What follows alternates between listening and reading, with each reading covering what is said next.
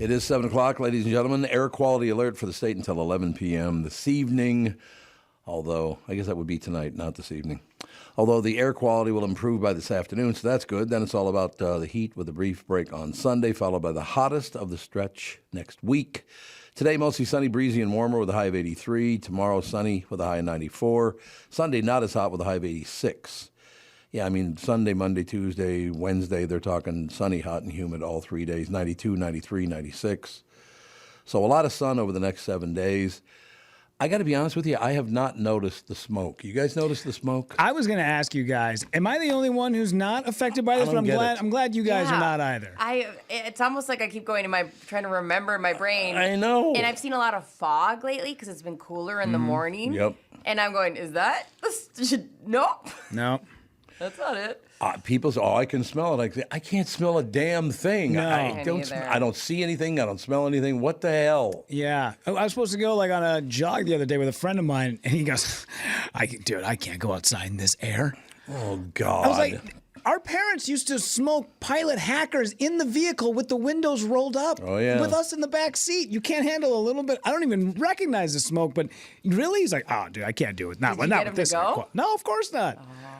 Honest God, and I'm not making this up, what Rudy just said.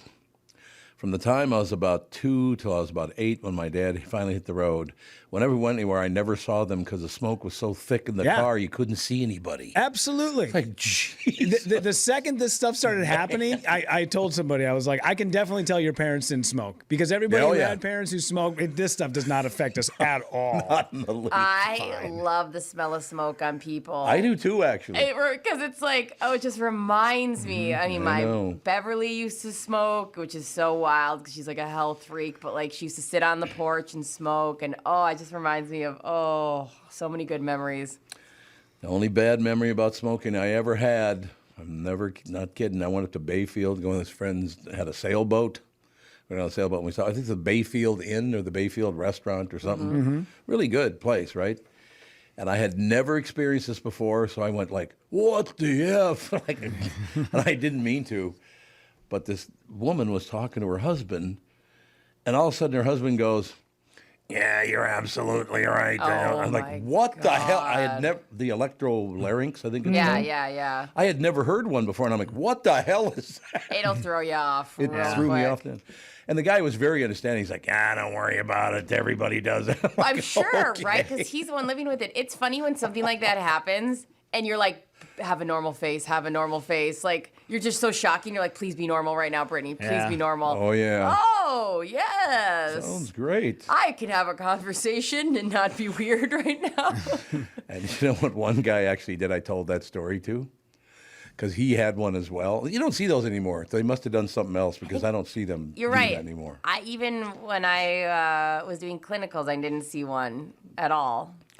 But this one guy came up to me and goes, Tom, I heard you ran into one of my compatriots. And I said, yeah, I ran into him up north and all the rest of it. He goes, I can do something that most people can't with an electrolarynx. I said, what's that? And he goes, every little breeze. He starts singing. Like, oh, my God. If you had one of those, wouldn't you live by economy of words? I don't need this battery to go dead, okay? Yep. Not in dire times. Just, hey, man, at least syllables as possible. I agree. That's funny. It was great, though. He starts singing to me through his electrolarynx, which I thought it was great, by the way. That is so funny. So I tell that story on the Q years ago, and then, unfortunately, she passed away after a short period, but a woman with an electrolarynx would call in and go, hey, Catman, plays. It's like, phenomenal. Now you have a demographic. It's a very niche demo, yeah. Yes, we have 100 share in electrolarynx. Which is amazing. But I love the fact that they embraced it. All three of them embraced the fact, I got to talk through this. It's how it is. Yeah, right? I mean, I would hope if every second you were mad or nobody made jokes about you, you know how sad your life would be? That's true. Yeah. Well, you'd have to be boring to ignore it, to be ignored when you're using electrolarynx, though. Yeah, but that's what's funny is people will go, you can't make fun of or tease or they can't It's like, of course they have to. They're dealing with something in their have to. They have to. You have to. They have to. Everybody has to be able to laugh. See, we are in a situation now where there's a certain brand of racism that's running wild in America, and that's judging that people not like you need your help. You know how racist that is to assume because they're a different skin color or whatever that they need your help. Yeah. It's like, get out of my way, you pain in the ass. I hate that about some people. Hey, nice skin color. Yeah, see, right there. Yeah, and I said that to Brittany just last week. Tom, I had a thought about you last night. I went and saw Anthony DeVito, the comedian, sure. New York comedian. So funny. I helped shoot a special last year at Acme. That's how we got to know each other.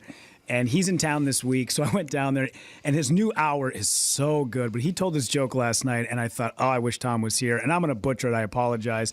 But he talks about, because he's very Italian. Yeah. And he talks about hanging out with Italians in New York all the time. And he goes, every now and again I hang out with my black comedian friends. And I realized black comedians have given us so many words. There should be cultural appropriation. They've given us so many great words, like for shizzle. And he goes on and he just keeps rattling them off, like 13 different words. And then he goes, we as white people have only given black people one word, and they've done wonders with it. There you go. I wonder what that word is. I was dying That back. is so funny. Yeah. But Very that's funny. how it should be looked at. Yes. Not like, oh, you need my help. No, they don't need your help. Yeah. You're different. We are all different. I'm a lot different than Rudy and Brittany. Yeah. I'm nothing like them. Got the same skin color. That's about it. Yeah. There's people thinking that, oh, because I'm white, I better take care of everyone else. Like, that's racist as hell to think that Yeah, way. it is. But that's how they all think. They think they're helping, and they're actually getting in the way and causing more problems than anything. You dumb bastards. I said you dumb bastards. You dumb bastard. I'm going to get electrolarynx to start swearing at people through that. That used to be a big joke on South Park. There was a. Oh, yeah, that's right. Yeah. Yeah, they got Jim Bob's buddy from the war would always be like, they're coming right for us. Yeah. And you would say funny things. I just love when people just embrace that. This is who I am now, and I got no problem with it. I love that. If I wasn't, I mean, a part of me says, everyone needs to spend a year in the military. And I don't believe that. Yeah, probably. But I will say this, the one thing I will say about the why they say you're in the military, there is nothing that is off limits. Yeah. And to the point where I remember we're walking to dinner, and one of the kids in my unit, I was their medic, and I was attached to an infantry unit. He goes, hey, Hagen, that was my last name at the time. Hey, Hagen, is that stash by the books? Because I had a little fuzzy stash from being, and it was so mean and so funny. Yeah. It was mean. But it was hilarious. Why? But that's why it was so funny where I was like, Aslan, I'm going to kill you. I'm in Iraq. I have no wax. Yes, I'm growing a little stash. But it was just that there's nothing that's off limits. Nothing. And it's just so funny. And I just remember being like, nobody would ever say that to me in the real world. No. And that's hilarious. Well, one person might say that to you in the real world. Justin should. I have a question. So did you get the jungle dust on it and made it darker? No, it just was I've got dark hair. We were walking in the sunny spot, and if I don't wax every so often, I'll get little whiskers. Yeah. You should curl it up at the I would try. It'd be phenomenal. Stanley Whiplash or whatever that guy's name was. Snidely. Snidely. There you go. Whiplash. There As you go. not hairy as you are, I am very hairy. Yeah, I'm not hairy at all. I've been having to wax my create 2 eyebrows since I was 4. Yeah. Oh, really? Yeah. Yeah. There was a girl I dated that we were together for 4 months. I had never noticed it. But then one morning we woke up, and don't ever wake up in the golden hour. Yeah. That's the worst time. That's the worst lighting. Well, you can see every Because hair. she turned her head and the sun just hit her side of her face perfect. And I was like, oh my God, are you Tom Selleck? Look at the size of that mustache. From that, I thought, That's you got to why get rid of it. Any person who's hairy and cares about it. Because if you don't, perfect, live your life. But you keep a tweezers in your car. Yeah. Because that's when the sun will hit it, and all of a sudden I'll have a 1-inch hair on my chin, and I'm like, what the hell? Yeah. In the parking lot, ripping that bad boy out with all my muscles. We had a coworker, and she only came in once, so I know you didn't meet her. But I'm not going to say who the coworker is, obviously, but he had a younger sister. Yeah. Stunningly beautiful young woman, but she had a beard. Yeah. And I mean a beard. some it was people, very wispy. Don't get me wrong, yeah, and some but people it that are was a beard. blonde. Yeah, I know some Yeah, people that are right. blonde that have like that short, that like, Yep. and in that certain light, like Rudy was talking about. But like honestly, if they're fine with it, it is a lot of cares? work to Yeah. maintain. I have dark hair, so it's like I've gotten most of this lasered off. But like even my armpits, when I would shave, it was such dark hair underneath my skin, it would still look like I had hair. Yeah. So I got that lasered off at like 20. But like, if you're chill with it, fine. But if you're not, it is a lot of work. Well, if you're a woman and you have a beard, you should buy a top hat. That'd be a good look. Just lean into it. Just lean into it. We got a top hat now. What a beard. I didn't realize this. It's called hirsutism. Hirsute? Yeah. Yeah, but hirsutism is the condition of a woman having a beard. I had no idea that was the name of it. I know what hirsute is. What's Yeah. funny is actually most a lot of really thin people have like a little bit of hair Really? because it's a mechanism your body uses to keep heat warm. in. Yeah. What am I going to do about my hairy legs, though? Yeah, right. She, honest to God, my wife, 42 years I've known her, asked me if I shaved my legs. It's like, I don't have any hair on my I know, legs. you're like weirdly not hairy. I am really not hairy at all. Justin has, from wearing synthetic socks, his ankles. Oh, yeah. Has no hair around his ankles. Yeah, that'll wear it right off. Yeah, like Yep. it's gone. It's from Yep. years of doing that, and he doesn't wear it anymore. Like Yeah. now, I'm like getting whatever, but still, that hair will never come back. He's out the window. That's all I'm telling you. He's got a sexy ankle. There you go. Ladies and gentlemen, sunny and 59 right now. But again, air quality alert for the state until 11 p.m., although the air quality will improve by this afternoon.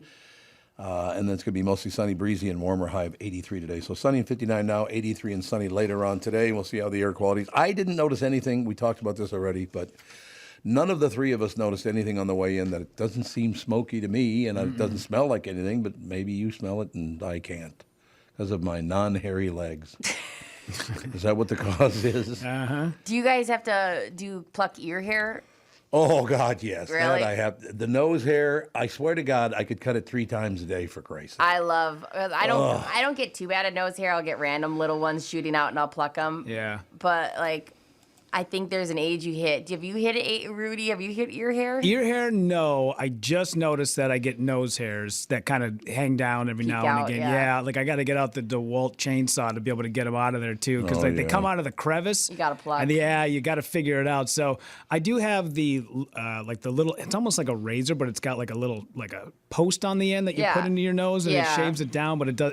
Those things are garbage. It's because it'll just cut barely it. Yeah, you gotta pluck 'em. Yeah, absolutely. Yeah, I have seen the guys who, in fact, I believe I'm trying to think. It was like a sports figure. I can't remember who it was, but they waxed their nose. Oh yeah, that's huge. Yeah. So what and- you do is you take the Q-tip, you break off the fuzzy part, so you just have like the stick. You take wax and you put it and you stick it all in your nose. Oh. Yeah. They don't recommend doing it by yourself, but I definitely have because Yeah. I am a monster. But the problem was he did it, and then 48 hours later got sick. Oh, because you're Oh. exposing your sinuses. Yeah, so it didn't take that long. I think he had a sinus infection and like I don't know, say a lung infection, but I think he got like bronchitis because of it. So that was that was kind of like his thing. Hey, don't do this because you end up getting sick because of it. I mean, anytime you're opening a wound in your body, there's a possibility. That seems a bit rare, Yeah. but I could see that. Yeah, nature knows what it's doing. I know. But if I say that and then, like, you've got. Okay, can I quote that at you when I come in with, like, full-on hairy legs? I know you There wouldn't you go. care, but, like, there is a point we have hair there. Absolutely. Yeah.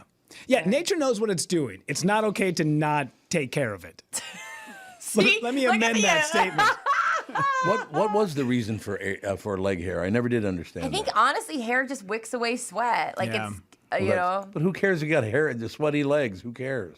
I mean, yeah, because we have, like, air conditioning and all these things. No, but I mean when we were near monkeys, like. I think it's just supposed to help with regulate temperature. There's all these things hair the does that's hair. amazing. Well, Your because I body suppose is if you lived out, would more northern people would have more hair than I suppose. Yeah, I suppose. Yeah, I guess and- that's true. It's so crazy, and even like the way your hair stands is a way to either let air out or insulate you. Like that's where like goosebumps come and things like that. Like your body is amazing. We really do mess with it. What is the point of going bald, though? I never did understand why nature makes some people bald. What is the point of that? Yeah, that can't be. I don't think that's an don't get it. evolution thing. Maybe that's one of those, like, errors. But why does it happen to some people and not others? The I don't genetic know. I suppose. I mean, obviously your predecessor, but my grandfather was bald. My dad. See, my dad and my other grandfather were not bald. None of my uncles were bald. Yeah. I know too. There's like when your organs stop producing as much of something. Sometimes there's just an effect. So let's say you've got probably. Sure. that could be from like, I know it's not the hypothalamus, but let's say pretend that that's putting out a certain hormone Right. that helps promote hair growth. And You then just as wanted that to say hypothalamus because I was you're a trying big to, deal. honestly, I almost said pancreas, but we all Yeah. know that it wouldn't be the pancreas. So I was like, I might have a better chance with the hypothalamus because we all don't know what everything it does.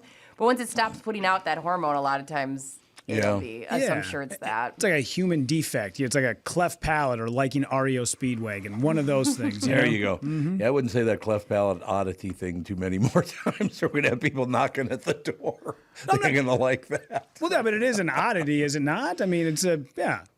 It's I like, don't want to say an oddity, but it like is something attached ears. Yeah, absolutely. Yeah, it's like an attached ear. Yeah, yeah. It's just the way. Like if your lobes are attached. Let or me not see your attached. lobes. You got attached ears? I don't think Yes, so. you do. Look at that. They're not super loby, but How hideous. oh, don't look at them. Yeah, I guess but they got a little bit of a. yeah, they You got hang. nothing. Yeah, They're not huge lobes. Yeah, I mean, you're not a basset hound. thank you.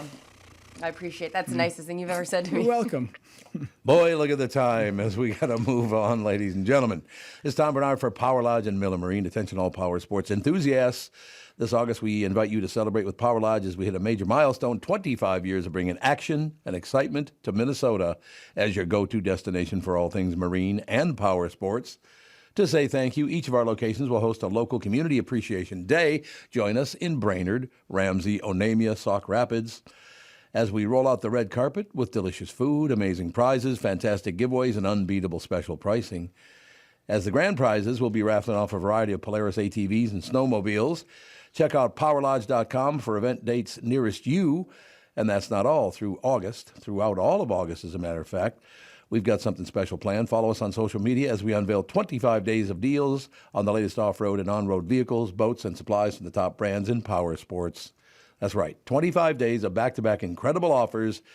You won't want to miss this, so mark your calendars and get in on the action during our 25th anniversary Power Lodge, where your adventure with throttle therapy begins. This is Bob Sansevere, and I want to tell you about Dave Bialki from Bialki Law. Dave represented my wife, Mary, when she had a significant workplace injury. She was very happy with the job Dave did. If you have a work-related injury and have Dave represent you, I'm betting you'll be happy too. Dave is a down-to-earth guy. He grew up in northern Minnesota, rides a Harley, and worked various jobs doing concrete, electrical, plumbing, roofing, and carpentry work. Dave works for people with work-related injuries. If you work construction, or anywhere for that matter, and you're hurt or even just hurting, you should talk to Dave. Let's face it, our bodies wear out. If your body is worn out from work, if your knees or back or shoulders hurt from things you do at work, do what Mary did. Call Dave and talk to him about it at Bialki Law to set up a free initial consultation. The number to call is 763-571-2410. That's 763-571-2410. Or visit bialkilaw.com. That's BIALKE law.com. Hello, I'm Brad Huckle, President and Chief Lending Officer at North American Banking Company. And I'm Michael Bilski, CEO at North American Banking Company. As a locally owned and operated community bank, we work with many multi-generational businesses. Take Personal Care Dentistry of Roseville, for example. Dr. Walter Hunt, also known as Painless to me, has been a longtime customer of the bank since we opened the bank in 1998. When his son Kyle was ready to join the practice, they wanted to expand quickly. With their additional space and equipment, they now are able to see more patients each day while providing the same level of care and service. Okay, guys, I'll take it from here. If you run a family business or any kind of business for that matter, you should be banking with Brad and Mike over at North American Banking Company. Every time I deal with them or their team, I know I'm working with experienced professional bankers. So why not bank with my banker? North American Banking Company, a better banking experience, member FDIC, equal housing lender. Move your head back and forth. Oh, yeah, I can see you moving. This is the weirdest. I can see your head moving in the You're shadow. Oh yeah, you're right. There guy. is a little bit of an orb there. Not much, though. No. It's creepy, I better get my sunglasses with the readers so I can see it all. right? Ladies and gentlemen, Bob Sansevere Sports Brought to you by Bialke Law Firm. Heard at work. Dave Bialke goes to work for you, taking care of your coworkers. Your workers' comp injury claims is what I meant to say. Taking care of your workers' comp injury claims and denials. Go to BIALKElaw.com. That's Bialke Law. Tell them Bob and Tom sent you. I got to tell you something, Sandy. Yes. I don't know if they want me to use her name or not, so I won't. But Dave's lovely wife. Do you know her? I've met her several times. Very, very nice. But when I first met her, she tends to be a bit shy, right? Yeah. And when I first met her, I thought she was kind of looking at me. So Dave told me when I saw him on Wednesday, he goes, God, I was listening to the show. I started laughing my ass off because you were talking about my wife. And you said, every time you've seen my wife, she looks at you like, what the hell's this guy's deal? You know? But she's just kind of reserved. She's a sweetheart of a person. She's much nicer than Dave. You know, I should scream in the other room because Mary and a lot of people, when they saw her, she was at my daughter's wedding. Sure. And I don't see it. She's a very attractive woman. She looks just like, and I don't remember who the actress is. She's a very pretty woman. There's no question about that. Very, very pleasant personality as well. But honest to God, she has to look at, when she looks at me, she has to look at her face like, what the hell's wrong with him? Are we going to acknowledge that the birthday boy literally just told us a story that he doesn't know who this person looks like? Like, that was the most nothing story I've ever heard. Yeah, there's a person. It's not my birthday. Your birthday's on Sunday. How do you know this? Because, Bob, we're good friends. Happy birthday to you. What are you going to do for your birthday, Bobby? Just what I do every other day. Exist. Existing is good. And you know, it was just Passolt's birthday a couple of days ago. So you guys, I think is he a little older than you, or are you about the same age? No, we're pretty close in age. That's what I thought so, yeah. I thought that was the case, but it's so nice. He looks much older, though. You know that I've known him since he was 17 years old? That's so crazy. I used to play football with his older brother, Dave. And then he showed up one day. He was like a 16, 17-year-old kid. I've known him for almost 50 years, for God's sake. Isn't that amazing? Bob, is that depressing to you? Well, it's that's not that long ago. 20 years, 25 years ago. That's about all, right? That's impressive. There you go. That's so cool. Like, that's a friendship that you guys know so much about each other. Oh, Passolt and I are really, really good friends. There's no doubt about cool. That. Very, very talented man. You need to go. I know you're going to have to talk him into drinking, but, going out with Passolt drinking is one of the most fun things any human being can do, because when he has a few, all of a sudden he gets up and starts doing impressions, and he starts singing and dancing. I could see that. He's quite the performer.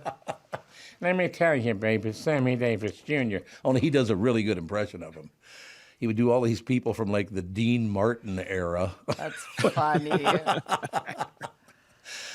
We love you, Pass, and we miss you. I do miss working with him. Just a great guy. Yeah, he's great. No doubt about it. Well, I mean, it's not as nice as Sandy, but... Not as the birthday boy.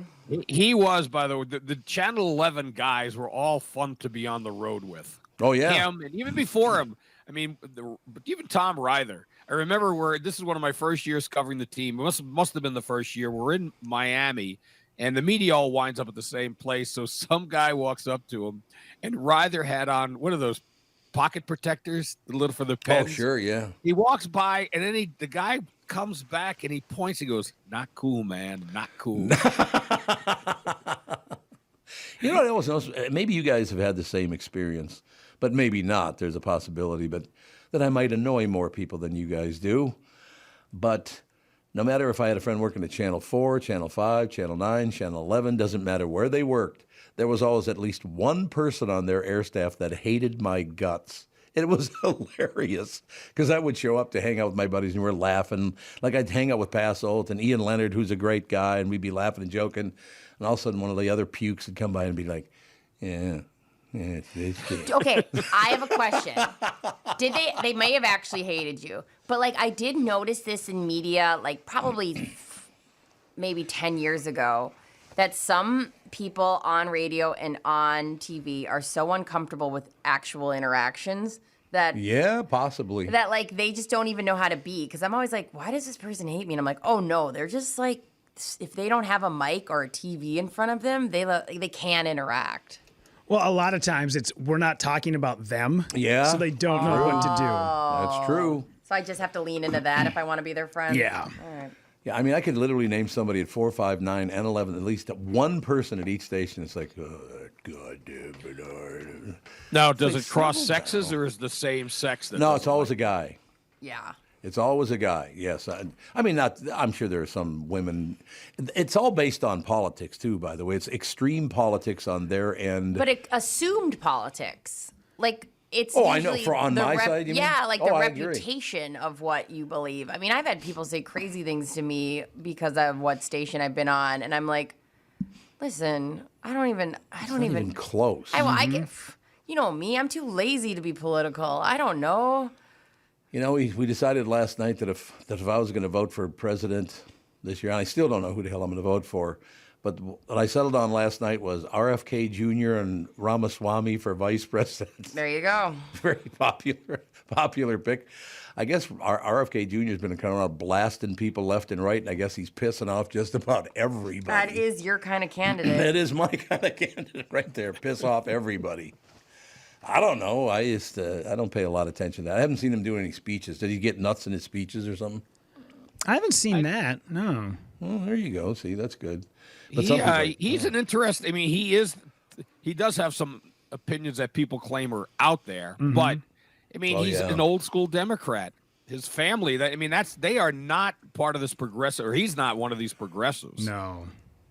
Well, and I'd have no problem with him. And as a matter of fact, I was saying that the other day. I'm going to have to do a write-in because if it's Biden and Trump, I couldn't vote for either one of them. Be a tough call, man. I don't know who I got to agree with you on that. Didn't he say something about Ashkenazi Jews that pissed him off or something? I don't know. That's what I was told. I never saw the article. So who the hell? You don't even know. You know what I think that really is why the Democratic Party doesn't like him? Because his family was in the mafia long before they were. They had first dibs. Yeah, so the Kennedy family were mafia members long before the rest of you pukes, and that pisses you off. That's funny. But he's not tied into the control. The people that are running he's things not. now, No, and that's what scares them, that they don't want to be on the outs. I don't know. I got some people that I would vote for that are not even running for president. You know who I do like, and he is running. And I saw a story, and I don't know if it's true, but the claim is that Trump does not want to do the debate, the Republican debate, because he knows that Christie will just savagely go after him. And Christie, I mean, he is brilliant. The guy was a terrific prosecutor, and he knew how to go after people. And he's a Jersey guy, so I like him. Listen, here's the thing about Trump is I did learn, you can hate him, you can love him. But when you find out there's just these rules that people follow that he's like, I'm not going to do that, and he doesn't, and there's no consequences, you go, oh, weird. Like, even like when they were like demanding him to give his tax forms, and he was like, no. And I was like, well, I thought you had to. Like, you do have to. Yeah, but like, it's just something kind of funny where I go, there's like a part of me wishes I was a little like that, where I'd push back on something. Because, like, I'm always like, okay, what do you need? If you were to tell me you needed my Social Security card right now, I'd give it to you. Like, yes, and if you didn't, then you'd face 50 indictments, because ultimately that's what happened. But like, yeah, exactly. But like, but like him going, I'm not going to do the debates. I'm like, well, you can't not. And then I'm like, I am a nerd. Well, he'll do it and then do whatever he wants. I know. Yeah. I mean, that's the biggest problem I got now is if there have ever been two criminals running for president, it's these two. Yeah. I'm sorry, both sides. You filthy, just digging for money. It's so obvious. It makes me want to vomit. Do you have no talent whatsoever? Is that the problem? And 260 million adults, 330 million people in the United States, but adults, and that's the best two we can come up with. I know. I don't get it. I don't really understand. You know what? I ask people all the time, but like, it'll come up at dinner or whatever, well, who are you going to vote for? And I would say 90% of people have no idea other than Trump and Biden who's running for president. They have no clue. Jesus, who's the asshole who's asking that question at dinner? Yeah, exactly. Oh my gosh. Absolutely. The assholes who's paying for it. That's who. And then I would be sitting there mass eating the appetizers, taking There's a advantage shock. of everybody talking There's about a shock politics. of the century right there, sister. You're like, I don't know. I haven't kept up on American Idol. I don't know who I'm going to vote for. No idea. American Idol. Welcome to American Idol. Yes, indeed. No, like I said, I will have to see what the deal is, and if It's not like exactly like I run around town, Nazi saluting whoever's president anyway. So I love not thinking about the president. I do too. It's I love whatever. that. It's one of my favorite things is not walking into every room and saying, "Long live the president." You know what I really love about the presidency, and it's Democrat and Republican presidents. Look at all I've done for you people. Then they show the list. You didn't do any of those Right. things. You're both lying your ass off. Well, it's just like work. You get a new boss, and it all of a sudden the elevator works, and they're like, "I made that run." It's more me now. You get any sort of bump in the ratings. I did that. You're welcome. Don't worry about it. If you need me to, I'll part the sea. Right. Oh, will ya? Okay.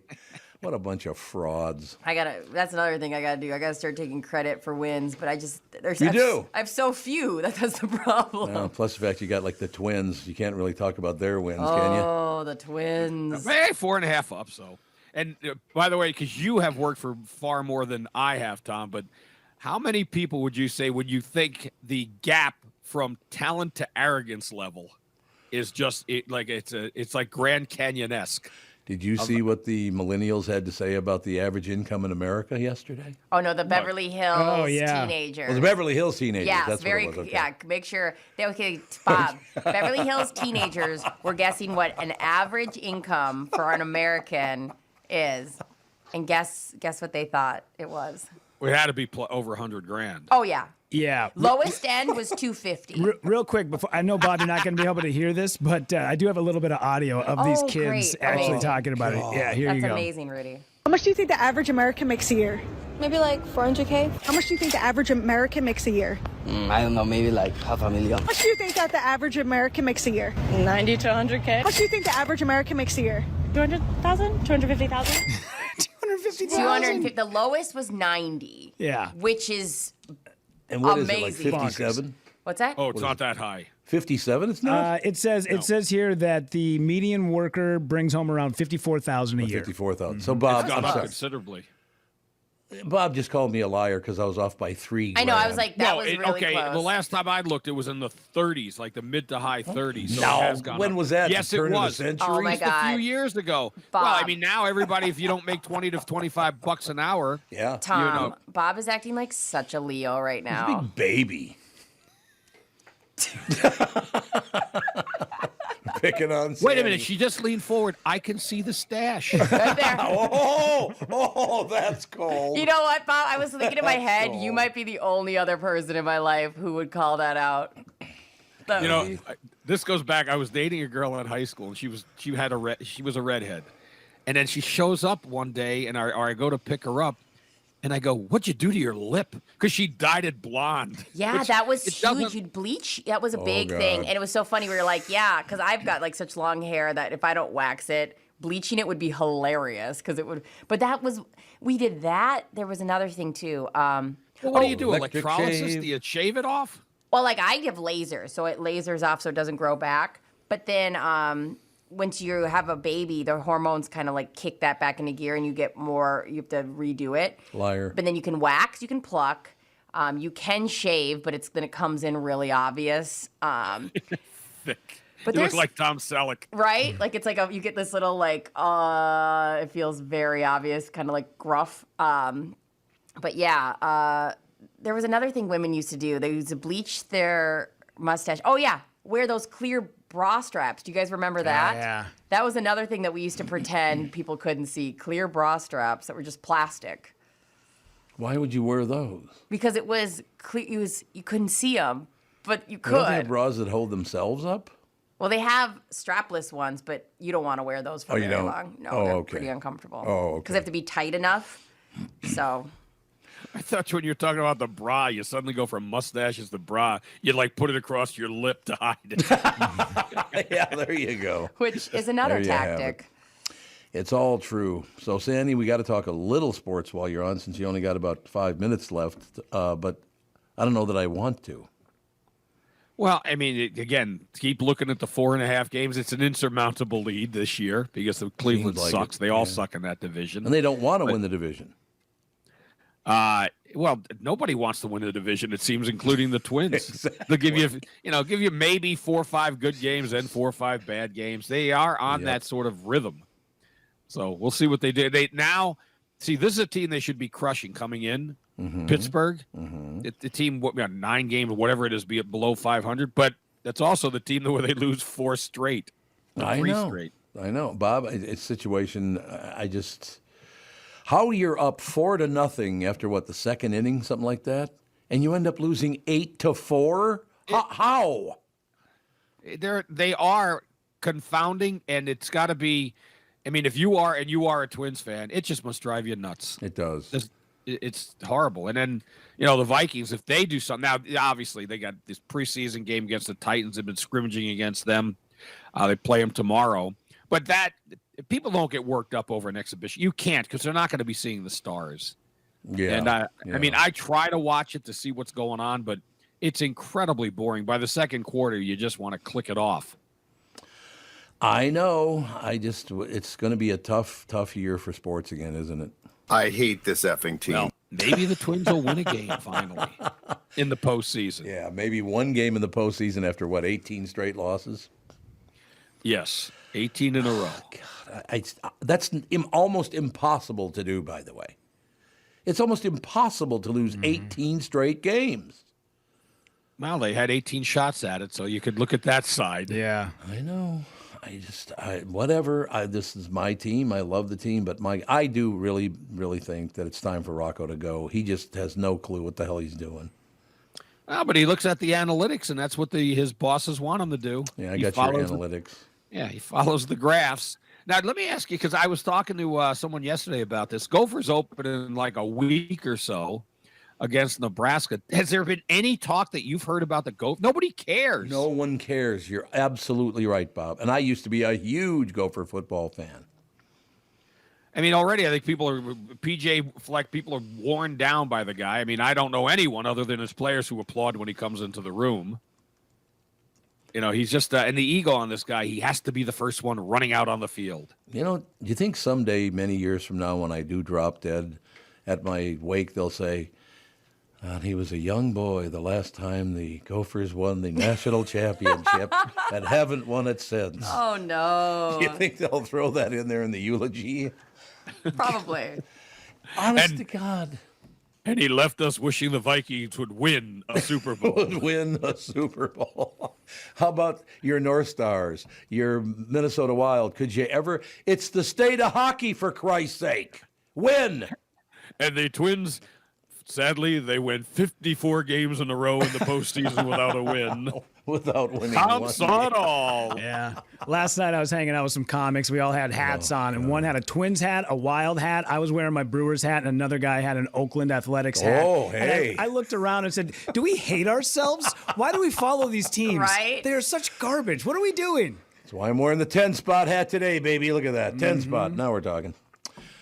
Great bar. Although I do love the fact that those people that own that bar are the nice people in the world. But his mother 2 years in a row go, okay, good to see you again, Bob.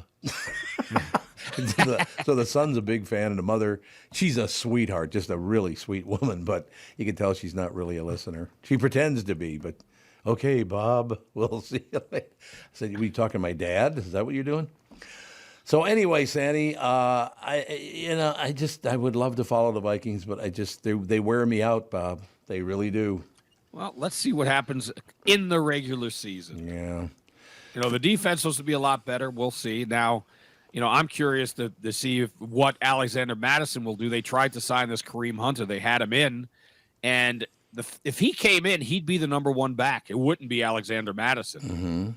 Because his problems have all been off the field. On the field, the guy's terrific. Where'd your other guy end up? The running back. Dalvin? Yeah, Dalvin Cook. Oh, he's with the Jets. He said he wanted to play with. Oh, that's right. Yeah, with Aaron Rodgers. What happened? He was phenomenal, and then he wasn't. He's always getting hurt. Yeah, that's true. Yeah. And we had heard, and maybe we'll see it here with Rodgers, but we never really got to see him as a receiving back. Chuck thinks he's got great hands. Chuck Foreman. He thought he could be a great, versatile, all-around back, like Chuck was, but he never really did enough of that. There'll never be another Chuck Foreman, Bob. Mind my words. No, I know that Adrian Peterson, yes, he might have been the best pure back when it comes to running the ball, but the best all-around back, nobody touches Chuck. Chuck and plus he's a magnificent man. He's a wonderful guy. Yeah, he is a great guy.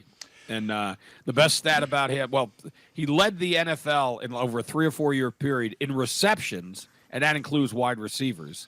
And Lynn Swann played 9 years in the NFL, is in the Hall of Fame. Chuck Foreman played 8, has more career receptions than Lynn Swann as a running back, as a fullback, and is not in the Hall of Fame. I don't understand that, and I will never understand that. There's no excuse for that. Well, Bud's part of the problem with that Why? Because he always was pushing someone else. Like the last decade or more, was pushing Jim Marshall. Well, Jim Marshall should be in the Hall of Fame, but not ahead of Chuck. Not ahead of Chuck. I agree. And I also don't think he should be ahead of Ed White. Ed White, I don't understand why he's not in, because he played for the San Diego, and I don't know why the Chargers aren't pushing for him. Right. No, he was terrific. They were all three terrific. You're right, Bob. But, I mean, yeah, Marshall, I don't argue that he belongs. And Bud's argument was because I think he still has the record for most fumble recoveries in league history. But he was, he was the third best lineman on a terrific line. He was not as good as Alan Page or Carl Eller, but he was a leader on that team too, though. And I'm not disparaging him. No, that's just reality. I know it's reality. And you constantly bring up the fact that when he picked up a fumble, he ran the wrong way and almost scored a touchdown against us. Ooh, that sounds like wrong way Marshall. Wrong way Marshall, baby. That's my kind of player. Jim Marshall. Chris Dolman I missed. What a great guy. He was a lot of fun. He was just really, really nice people. And I've talked about this before, but for those that may not have heard it, he would bring a briefcase to the locker room to work. Yep. And I asked him why, and he said, "Well, because I'm coming to work." There you go. Come to work, but then I asked the teammate, "What does he put in his briefcase?" Lunch. Well, see, Same. He brings us lunch, and he's got a sandwich or two. Can't fit an apple in there; it won't close unless it's cut up in slices. Hey, Sandy, I got a question for you. Yeah. Because we take Jude to the dog sitter once in a while, and he's right next to that old Viking complex out there in Eden Prairie. What do they do with that place now? So, Whenever I drive by it, I wonder who bought it and what is being done. I think there might be a health club in there. It's a Lifetime Sports. Oh, is it? I'm pretty sure that was what was in there after they had moved out immediately. Oh, okay. But what did they do with the dome? Did they put tennis courts in there? I don't know. It's a good question. I have no idea, but I drive by that every time we go to pick up Jude, and it's like it's still got the big Viking logo on it. It's good. The ship is still there. You remember the ship in front of it? Yeah, that's still there. So I don't know what the hell is going on over there. That's interesting. Yeah, I see it all the time. I've never even thought about there would be something in there.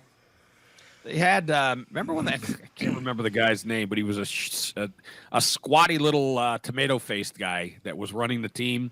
He made all the employees go out there and paint the ship. Did he really?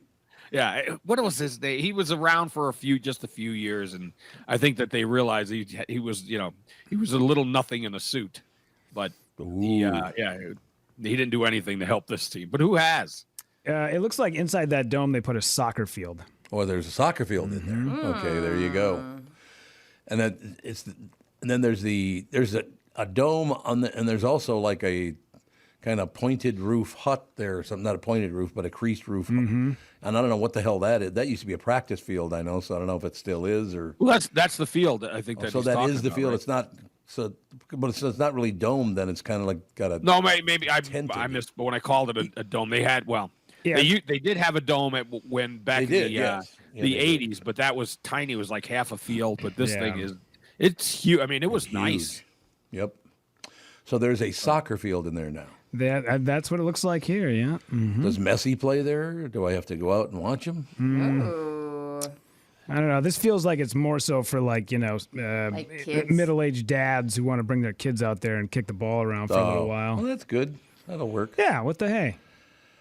It's all true, Bob. I got to believe if your name were Bob Messi, you'd change your name. Well, it sounds Italian. I know it isn't. But no, I'm pretty sure it isn't. I think you're right about that. Bob is messy, though. He's a messy guy. You're so hurtful. I just mean, like, you don't mind being, like, with gossip. And I don't mean actually messy, but, like, messy boots. Does that make sense? No. You don't mind throwing shade at people. Only when it's deserved and true. See? That's what I'm saying. Yeah, there's Bob. It's good to be messy. Being an honest man, that's all there is to it. Yeah. All right, Sandy, we will talk to you next week. I live for those moments. Sandy, we'll talk soon. Thank you. Ladies and gentlemen, Bob Sansevere brought to you by Bialke Law Firm. Hurt at Work. Dave Bialke goes to work for you, taking care of your workers' comp injury claims and denials. Go to BIALKElaw.com. Tell them Bob and Tom sent you. Sandy, we always love to hear from Sandy, don't we? Oh, I love him. Sandy. Drives me nuts, and I love him. He drives everybody nuts, and they love him. Yeah. It's true. I think you just have to. Ladies and gentlemen, we'll be right back right after this on MyPillow's 20-year anniversary with over 80 million MyPillow sold. Mike Lindell and the MyPillow employees want to thank each and every one of you by giving you the lowest price in history on their MyPillows. Queen-size MyPillows, regular price $69.98, now only $19.98 and just $10 more for king-size. MyPillow's patented fill adjusts your exact individual needs to help you get the best sleep ever. Go to MyPillow.com, click on the radio podcast square to get Mike's amazing offer on the queen-size MyPillow for only $19.98. Enter promo code TOM. In addition to the special anniversary offer on the MyPillows, you will also receive deep discounts on all MyPillow products, such as bed sheets, mattress toppers, pet beds, mattresses, My Slippers, and so much more. Take advantage of the biggest sale in MyPillow history. Go to MyPillow.com, use promo code TOM to take advantage of Mike's special offer on his MyPillow. That's MyPillow.com, promo code TOM. This is Bob Sansevere, and I want to tell you about Dave Bialke from Bialke Law. Dave represented my wife, Mary, when she had a significant workplace injury. She was very happy with the job Dave did. If you have a work-related injury and have Dave represent you, I'm betting you'll be happy too. Dave is a down-to-earth guy. He grew up in northern Minnesota, rides a Harley, and worked various jobs doing concrete, electrical, plumbing, roofing, and carpentry work. Dave works for people with work-related injuries. If you work construction, or anywhere for that matter, and you're hurt or even just hurting, you should talk to Dave. Let's face it, our bodies wear out. If your body is worn out from work, if your knees or back or shoulders hurt from things you do at work, do what Mary did. Call Dave and talk to him about it at Bialke Law to set up a free initial consultation. The number to call is 763-571-2410. That's 763-571-2410. Or visit BialkeLaw.com. That's BIALKE Law.com. I'm here talking with my friends Michael Bilski and Brad Huckle of North American Banking Company. Guys, it seems like banking has changed quite a bit since you first opened your doors in 1998. Yes and no. In 98, we didn't have online and mobile banking like we do today. Many banking processes have also changed. One thing that hasn't changed is we still provide a true community bank experience right here in the Twin Cities. Our team takes the time to get to know our customers and their goals. This creates a relationship that is unique in banking today and one our customers appreciate. It's why we like to say, we provide a better banking experience. You're absolutely right, Brad. I've been a customer for a long time. The service your team provides is phenomenal. Thanks, Tommy. So why not bank with my banker, North American Banking Company, a better banking experience, member FDIC, equal housing lender. Hi, this is Tommy B. My friends at Niemeyer Trailer Sales at their Albertville location off Interstate 94 would like to extend a special offer going on now through the Minnesota State Fair. Along with everything you can buy on a stick at the Great Minnesota Sweat Together, you should have some cool incentives with a State Fair deal when you purchase an RV from Niemeyer's Albertville location. How's this sound? Receive a free exterior ceramic coat and NanoCure interior treatment. These coatings provide a durable, long-lasting shield against dirt, water, and UV rays, and basically extend the life of your RV to keep it looking newer and lasting longer. It's a $2,000 value, free with purchase if you get an RV from Niemeyer's by September 5th in Albertville only. Plus great deals on their campers at both Albertville and Elko New Market, now through the end of State Fair. Take your passion on the road with Niemeyer Trailer Sales and see my guys and gals at Niemeyer's and look at what they got at Niemeyers.com. That's Niemeyers.com, Niemeyers.com. Your State Fair deals end on September 5th. Oh, and tell them Tommy sent you. This is why I hate my life right here. It's a perfect example of why I hate my life. Because I just said to Brittany, Some people are such a massive pain in the ass, just disgusting. She goes, "Are you talking about I me?" go, me? Like, because the way he said it was really like, well, some people need to be, this and that, And I go, me? And he goes, no, I'm not talking. I was like, oh, okay. So you talking about me? Yeah. Yes, I'm doing. What a pain in the ass you are. I mean, I would rather it just be said, because it was so funny where I was like, Well, what? you are, but that's different. That's true. That sounds funny, though. I definitely can't be accused of being passive. What? Me? What a big baby. That's all I have to say. Me and my mustache. Are you showing off your muscles today? Is that what you're doing? Oh, look how strong I am. You got some, girl. She's got some big muscles. Okay, we're going to ask you a question, and don't be offended by this. We spent the first hour of the show talking about women with mustaches. You ever had one? No. Never? I wouldn't imagine, though. You're a natural blonde, are you not? I'm a natural redhead, but... Are you really? Yeah. You and Catherine. I'm a redhead. Do you just not have hair? Oh, there you go. Do you grow chin hair or anything?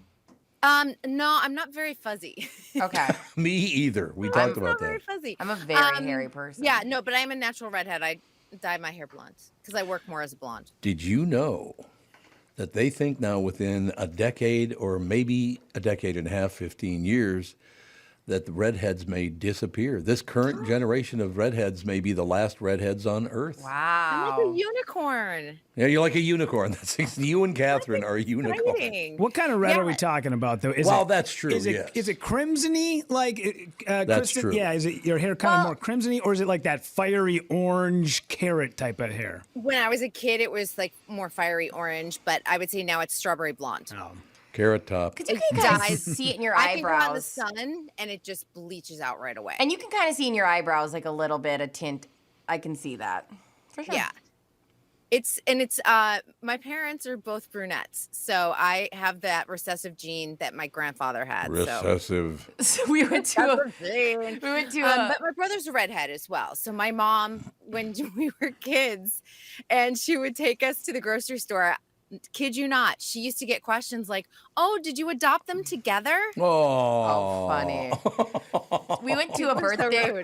Me, Gogo, and Justin went to a birthday party last night, and somebody said they were, look, oh, Gogo, she's so cute, and someone said, but where does she get the blonde? Because me and Justin both have dark hair, and we both look at each other like, how do we answer that? Like either one of us had an affair, or we don't know. Like I was like, I don't know. Like Well, in that scenario, only one of you could have had the affair, actually.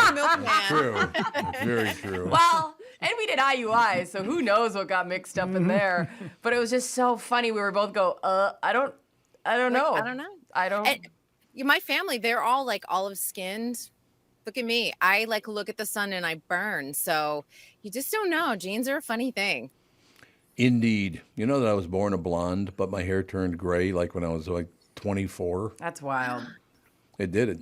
But I had a friend named Norm, went bald at 16. Yeah, my buddy John, same way. Holy hell. That's rough. Yeah. 16 years, and he went bald, not just thinning. Mm-hmm. He was bald, man. I was like, I'd never seen something like that in my life. Is that like alopecia when you're like 16, or can you actually just go bald? I think he saw a ghost. Who's the band leader again for David Letterman? Paul Schaefer? Yeah. Schaefer. Yeah. He was on Martin Short when he was what the big heavy the fat guy interviewer, that character he played. What the hell was the name of that character? Jiminy Glick. Jiminy Glick, yep. Jiminy yeah. Glick is talking to Paul Schaefer, and Paul Schaefer, he's, well, let me ask you a question. Do you have any tough periods in life? Because looking at you, it's not a good impression of him. I'm doing the best I can, but it's terrible. But he says, are there things in your life that bother you? Like, alopecia's a tough row to hoe. Alopecia is a tough row to hoe. Okay. All right. Thank you. We appreciate it. So what's happening in your neck of the woods, as my mother would say? Well, I know we wanted to talk Janet Jackson and wardrobe malfunctions, but that's right. That's right. Right. Remember, we were going to dive into that. And, it's interesting going back and reading everything, because it's come up over the years and I've had to report on it, probably most recently as of 2021. But reading again, like what happened in 2004, it's insane. It's insane how that entire thing played out from the moment it happened to all of the FCC regulations that were handed down as a result of this. What is the real deal? What really did happen? Okay.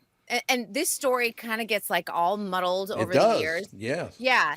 So Janet Jackson was the headliner. She invited Justin Timberlake as her guest artist for the halftime Super Bowl. This was Super Bowl 38, just in case anyone's counting.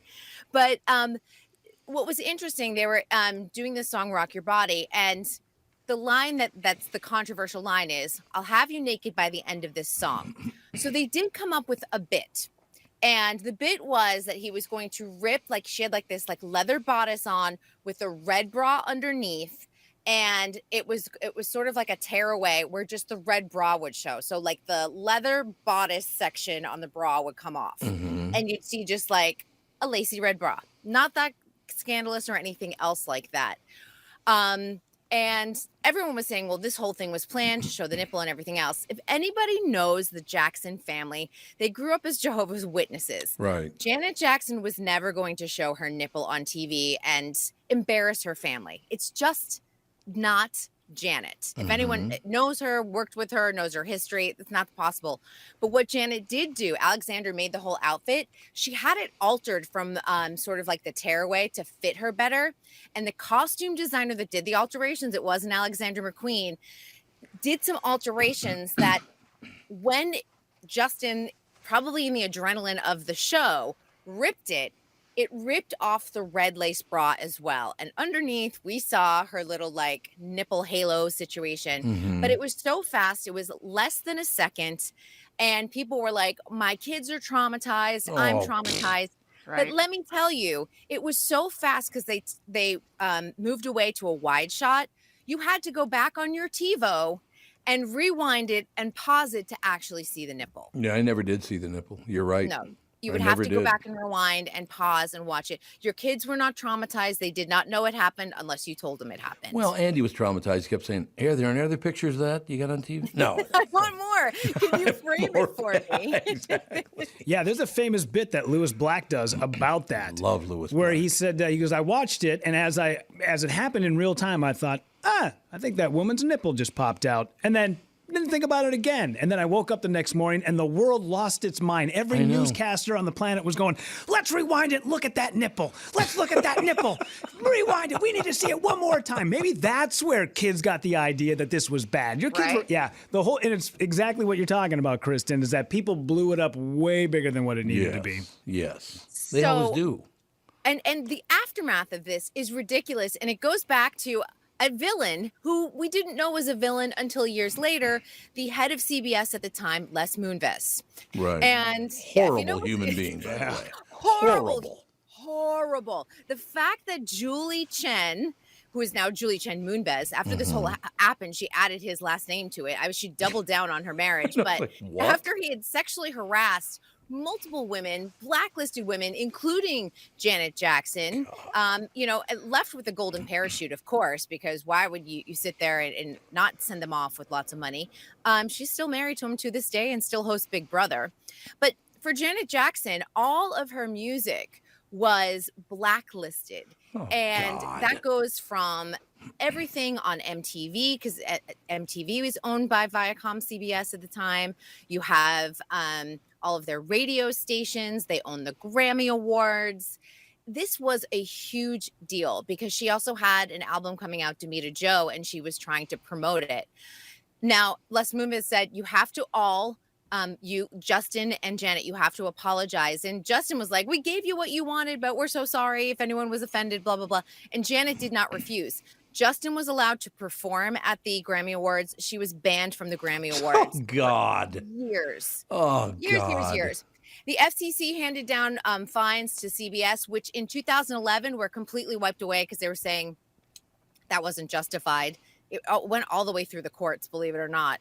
And it's one of those situations that it created more censorship, particularly in daytime TV, that soap operas had to start cutting back on their love scenes. Oh, God. When are we going to settle down with all this? It's a nipple. Like It's we a all nipple. we all know. I got two of them right, Right? here. We all Here know go. it's like we have to pretend like it's not there's not like a layer of clothing that's protecting us, that it's all secretly right under there. We like nipple. It's a nipple. Like okay. Who cares? It's a specific fold of skin to look a certain way. That's what? I'm sorry. That's insane. And Britt, don't get started on breastfeeding because that's going to bring out the censorship warriors as well. Yeah, well, yeah. That's a whole other thing. That's a whole other ball of wax. But what it did, I mean, and this is the thing too, it really affected the friendship between Justin and Janet. They were great friends. People didn't feel like Justin had apologized enough and that he didn't defend her. And that was the big thing because this censorship of Janet Jackson lasted over a decade. I have a question for you on that one. So she gets, for something she didn't even do, and it was just a nipple, gets banned for a decade. And all these a-holes now can do whatever they want. Oh, it's okay. Don't worry about it. That's fine. Why did they do that to her? I'll never get it. Remember yesterday I said, oh, we're going to talk about sexism. This is where the sexism comes into play. And probably a bit of racism as well, because she's a black woman. And you know what? Black women struggle more than just white women. And that's the thing. They get the tough end of this. And it's like, it's one of those situations where she got the full blame.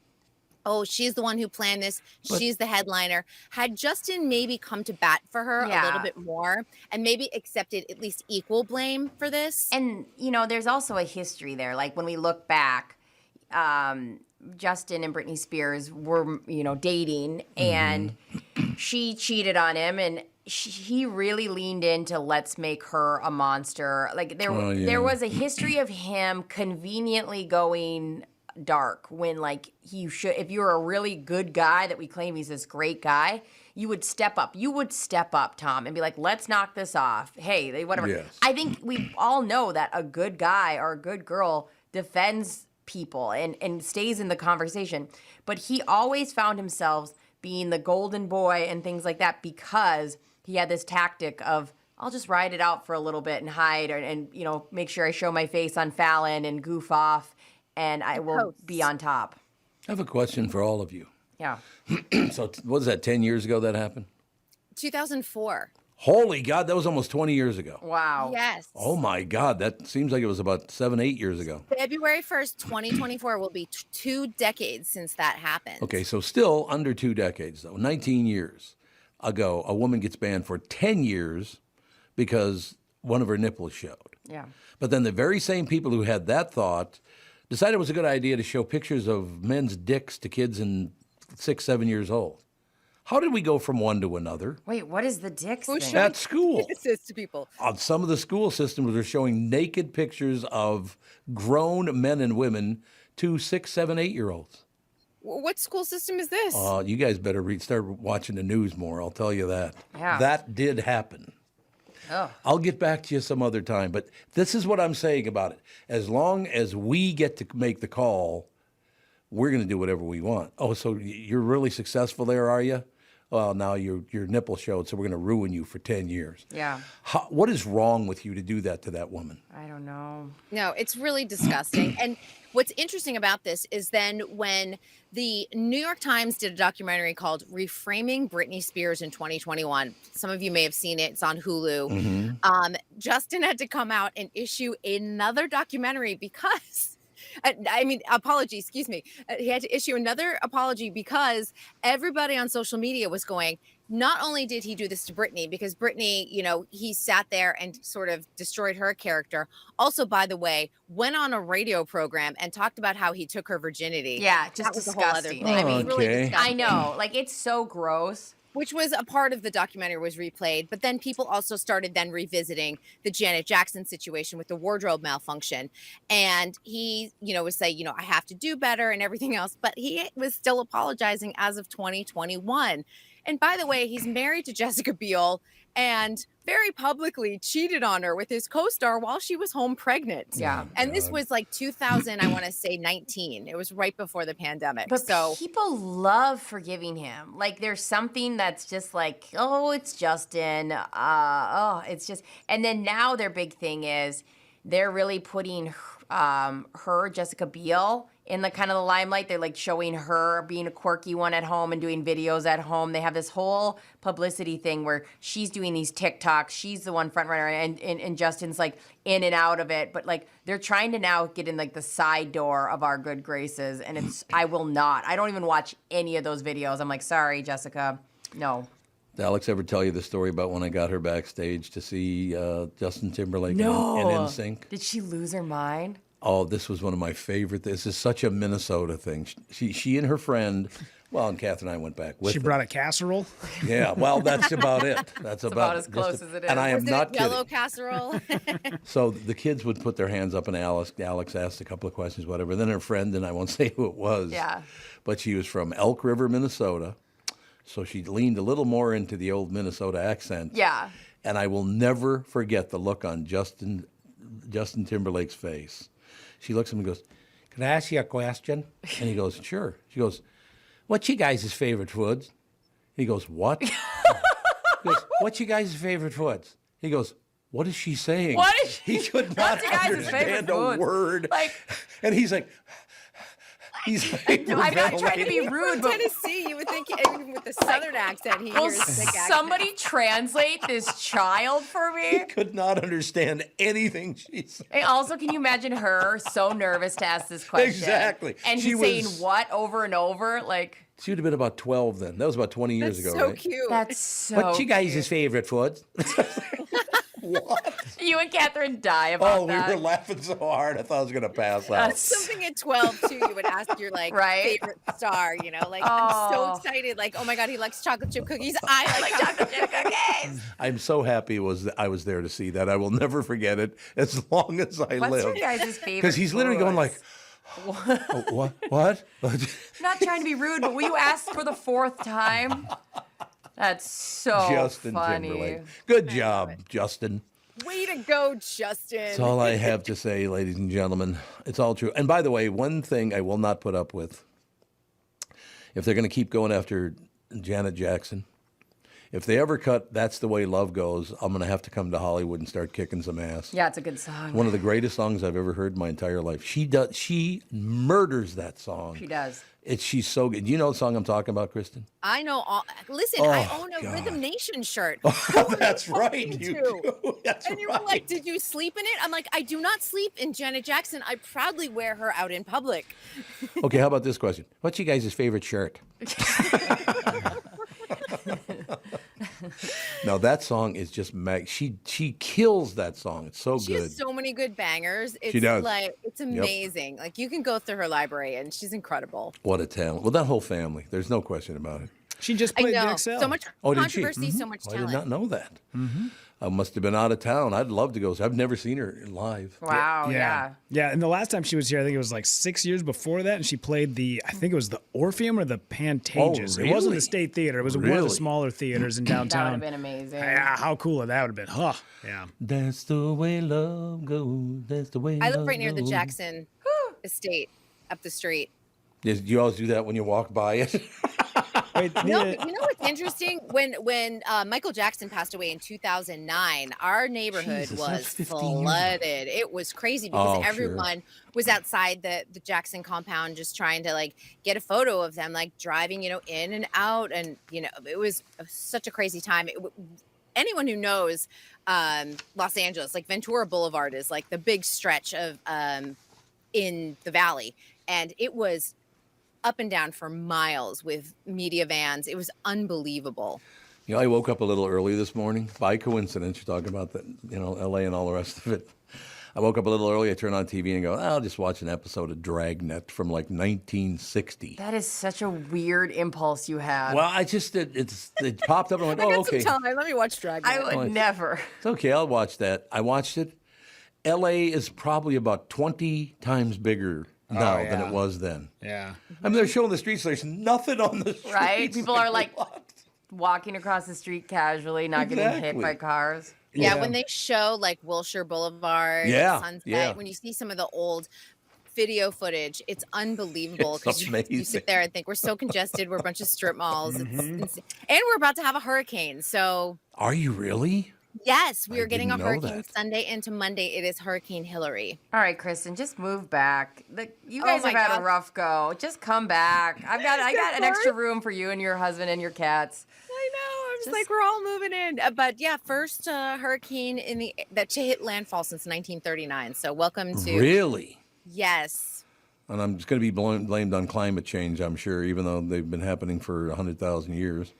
Yeah, so if I have no power or internet service and don't show up on Monday, y'all will know why. I'll still blame you. Yeah, we'll probably will blame you. So There's no question about it. I'm the one. I'm the Hurricane Hillary that blew through Southern All right, California. well, enjoy your weekend. Hopefully, so it's going to land when? Landfall? Sunday night into Sunday Monday night. morning, and with rains through Tuesday. Eek. I hope you're And we okay. never get rain in the summer. Anyone who knows Los Angeles knows that we're usually dry until December. So it's that time of the year, though. You start moving into late August, and it's season's kicking in again. Well, this is fire season for us. Yeah, that's right. I forgot. This is Tom. not wet season. This is fire season. So I don't know. There's something. Climate change is definitely happening on some level. Nah, I don't know. We'll see how it goes. So all I say, if the climate's going to change, could they have it warm up here in the winter, for Christ's sake? That'd be Yeah, nice. we'd like- You can do that. we need some And bennies. We don't need 115 in the summer. I'll tell you that much. Yeah, no fun 115 and no 80 below in the winter. How about that? That'd be No, good, too. that's a deal. I think for everyone. I don't know if you guys saw it. Chris Egert posted this morning. It was 39 in Hibbing this morning. Yeah, 39. I saw that. 39 degrees. In August. I mean, that's unusual, right? Oh, For very. August? Very unusual. I'm not buying it. It happens all the time. It happens all the time. If it was October, I'd be like, okay, Yeah, I'll buy that. yeah. I think the only month on record that it hasn't snowed in Minnesota is August. I think that's I probably think right. June and July have both have had snow in the past. Oh, Well, definitely. it was close in that 39 locale. Yeah. 39. All right, make up some fake deal so you won't be here on Monday. Oh, I couldn't be there because of the hurricane. Sorry. Yeah. I'll sit there with my lantern and my emergency kit, If- cranking my solar-powered charger. If you're safe and you're interviewed by the international news, at the very end, just say to them, what's your guys' favorite foods? What's your favorite food? I'm more apt to like drop my eyes and go into my New England accent. Where are you? Where are you? Yeah, bring London on Monday and we can have a hurricane. Oh, See? there you go. There you I approve that joke. That is Encourage it. fun. That's what we need On from that you. note, Yes, we'll talk to you later, sister. I Kristyn Burtt, ladies and gentlemen, I did not know they had a hurricane coming their way. no idea. We find out so much from Kristen. I had no idea How to do things wrong. how to do things. Is that Obviously, what you're talking about? We will be right back. Speaking of Channel 5 Eyewitness News, Chris Egert will join us right after this. This is the Tom Barnard Morning Show. Do you know the secret to losing up to 1 pound of fat every day? Hi, I'm Dr. Adam Schatzko with mnfatloss.com, and I know the secret. Our unique weight loss program makes it easy to lose weight, get healthy, and get your energy back naturally, safely, and effectively. If you'd like to lose unhealthy fat without counting points, no exercising, no prepackaged meals, no surgery, and no hypnosis, go online to mnfatloss.com. Tom here for mnfatloss.com. As you may know, I started the program earlier this year for 60 days, then spent several weeks in the maintenance phase, and now I'm back on the program. I've lost 30 pounds, and I feel great. I don't have to exercise, I eat delicious real food, and I'm not hungry. I recommend the program to anyone wanting to lose weight. Many patients lose 20 to 30 pounds in about a month or two. For your free private weight loss consultation, call 763-312-7600 or schedule online at mnfatloss.com. That's mnfatloss.com. Dr. Adam Schatzko, DC. Results may vary. Hi, this is Tom Barnard here for Power Lodge and Miller Marine. Attention all power sports enthusiasts. This August, we invite you to celebrate with Power Lodge as we hit a major milestone, 25 years of bringing action and excitement to Minnesota as your go-to destination for all things marine and power sports. Each of our locations will host a local community appreciation day. Join us in Brainerd, Ramsey, Onamia, or Sauk Rapids as we roll out the red carpet with delicious food, amazing prizes, fantastic giveaways, and unbeatable special pricing. We'll be raffling off a variety of Polaris ATVs and snow snowmobiles. Check out PowerLodge.com for event dates nearest you. Throughout August, we've got something special planned. Follow us on social media as we unveil 25 days of deals on the latest off-road and on-road vehicles, boats, and supplies from the top brands in power sports. That's right, 25 days of back-to-back incredible offers. You won't want to miss this. So mark your calendars and get in on the action during our 25th anniversary. Power Lodge, where your adventure begins. You need to know a guy for your auto repairs, legal issues, banking, and more. The same goes for investment advice. You need a guy to help you be successful, someone you can trust, who gets results. Well, I got a guy for you, Josh Arnold. Josh gives you straight talk, not sugar-coated advice about your financial situation. Josh has seen it all when it comes to economic and market conditions, and Josh can make sure that your retirement objectives match your investments. Do yourself a favor and call Josh now for a no-obligation, 48-minute evaluation. You've got nothing to lose, and you'll get a different point of view for your investments. Call Josh at 952-925-5608. That is 952-925-5608. You'll be glad that you did. And tell him his guy, Tom, sent you. Investment services offered by Josh Arnold Investment Consultant, LLC, a security investment advisor. Past performance is no guarantee of future results. All investments involve risk. All comments and opinions are Josh Arnold's and do not constitute investment advice. Tom Barnard is a paid endorser. We are back, ladies and gentlemen. News brought to you by Mr. Money Talk, Josh Arnold. Call Josh for your free 48-minute financial evaluation. Chris Egert's with us. What's happening, Pally? Hello, good morning. I have a question for you. Why did we pick Don't Fear the Reaper as the song that plays in when I come on every time? Don't fear the Reaper. Is it kind of weird? I want to play, and they won't do it for me. I request they play MC5's Kick Out the Jams Mother Effer. That's what I want them to play. I would like that. That would be cool. Chris, listen, I was feeling emo, and I was on your Instagram, and you posted such cute pictures of all these different people at that event you were at the other day, including little kids who had prosthetics. I was feeling all sorts of feels. That was such a cool event. It was. It really was. And the moment where that little girl was kind of going around and meeting some of the older people with prosthetics, that was really cool. It was nice. Can you imagine as a kid? I mean, you're probably not around a lot of people with prosthetics, and you're watching all these fun people, adults, thriving, and you just see that and what an impact that made. I was just like, I almost messaged you, and then I was like, I'm not going to be weird, but I just want you to know that was a pretty cool event. No, I'm glad you felt that way. I felt that way seeing that too. So, Tom, I saw you were on the Mimi the other night. I was indeed on Wednesday night with the family. I was. Wow, there's somebody else. You've been a Hubbard employee for 6 months now, and you've been on the Mimi. I've been only here for 12 years, and swing and a miss. I'm not a Hubbard employee. Well, you're associated. I am associated with Hubbard, but I'm not an employee. Chris, we found out Judd has been on it like 5 times. That felt like out of nowhere. That's true. Yeah, and you should really have been on it, because it's not like you're on air during the time it would take but the reality is, if it happened at night, I would never go because I'd be in bed. Okay, then have you been invited? That's the real question. No.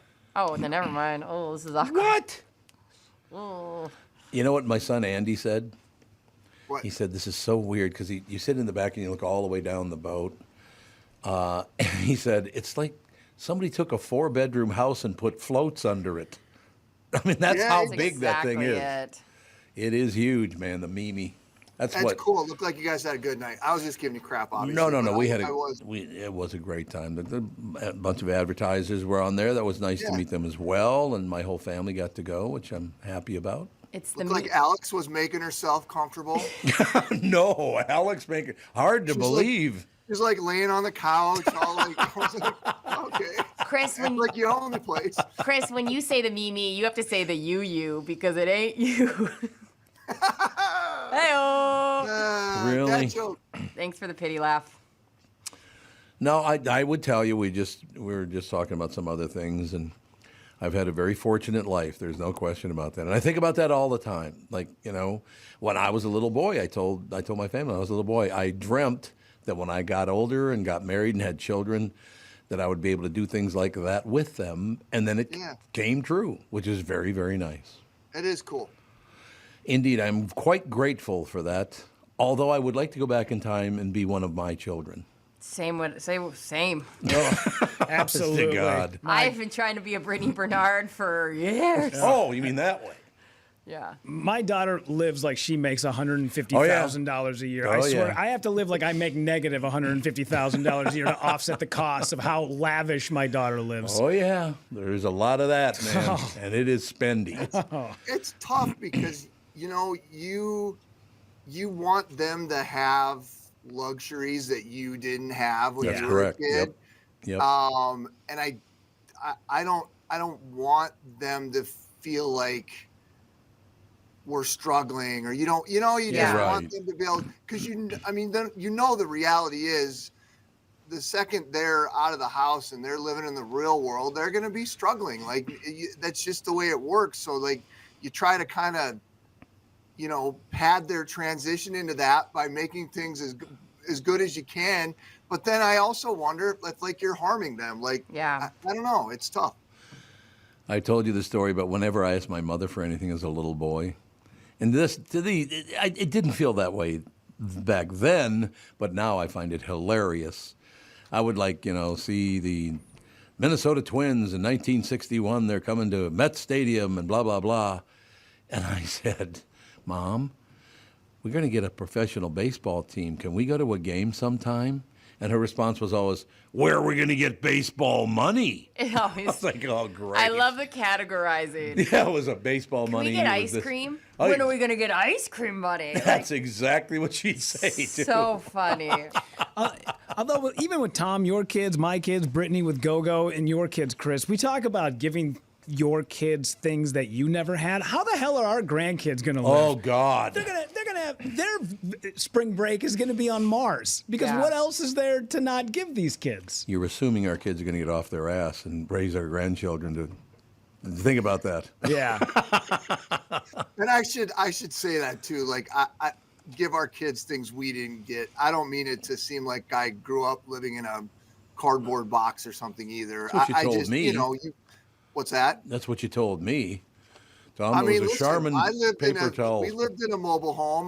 There was a point in life where, I was from the streets. We had government cheese, blah, blah, blah. We did too.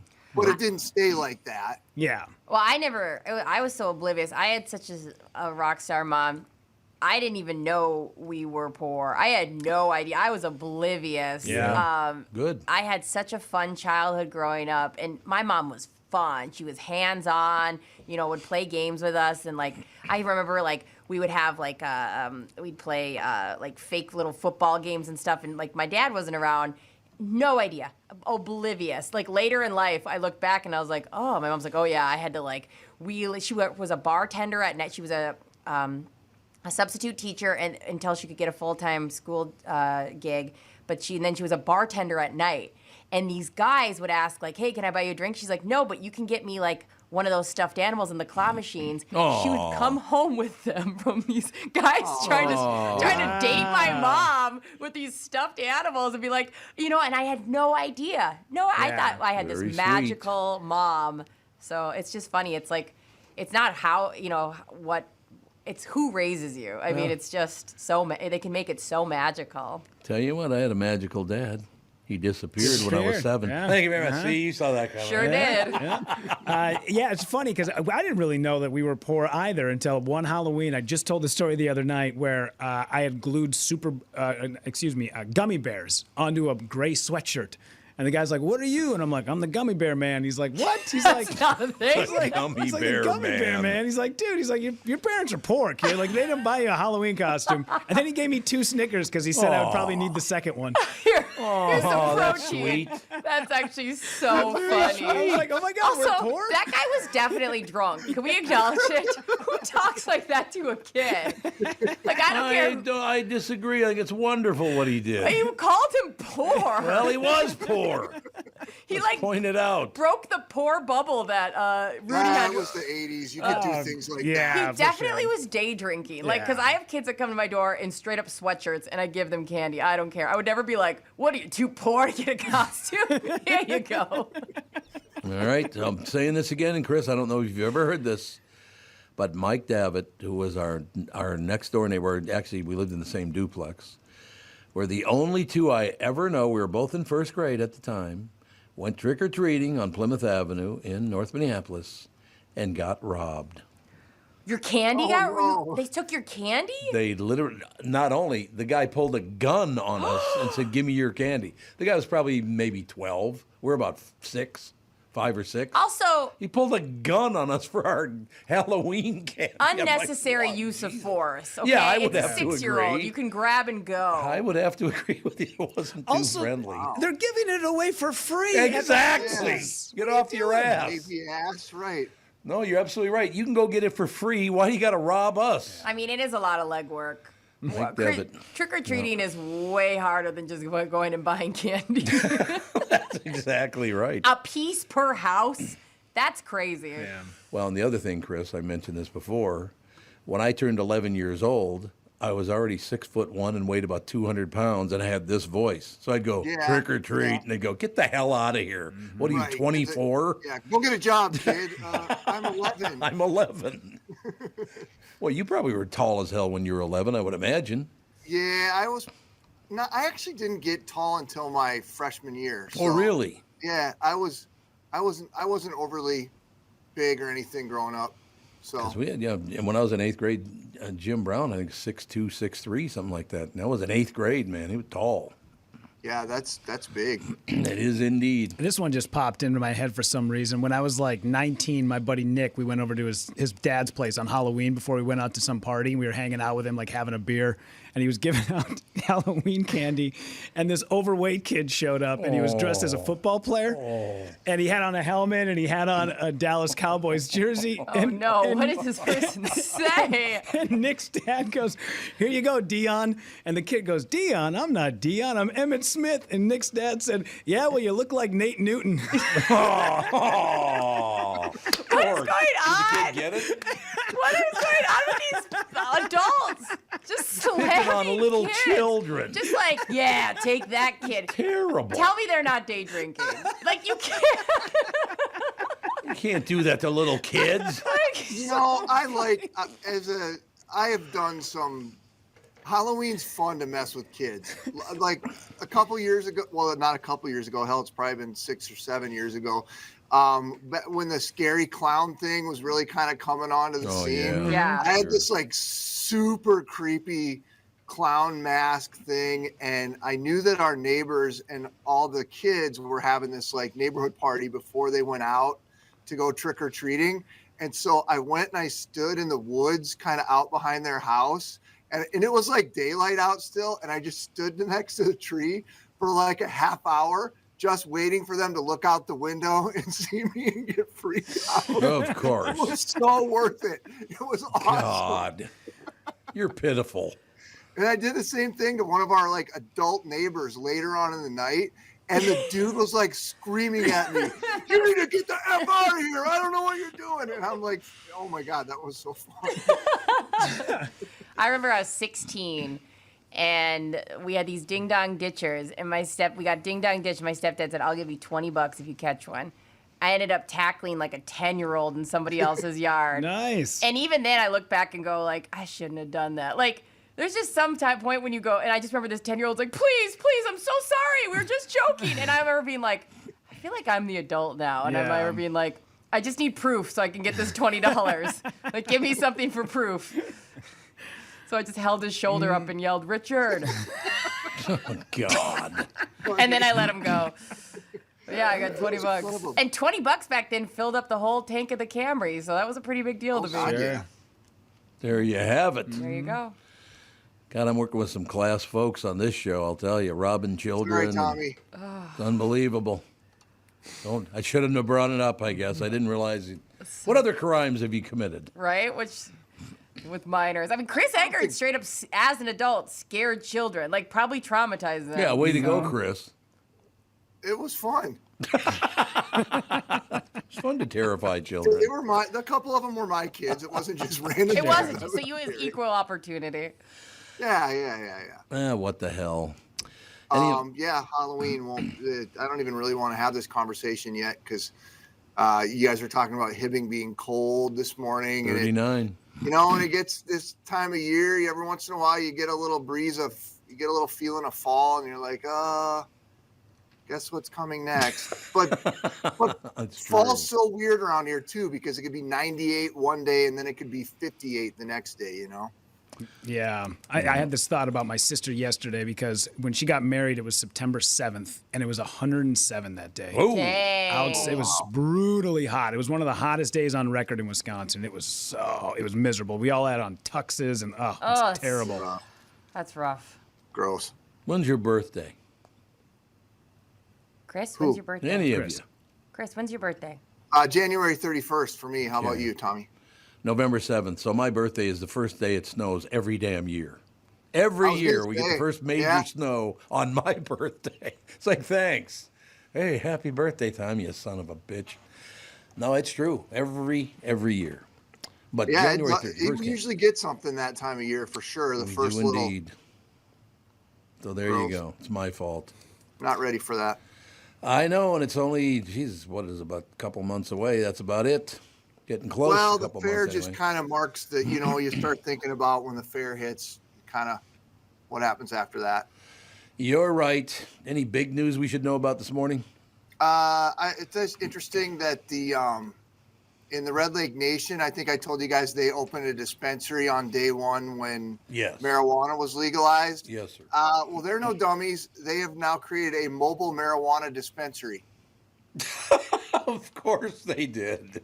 I love that. Food trucks are all the thing with the hipsters. Why not create a weed truck?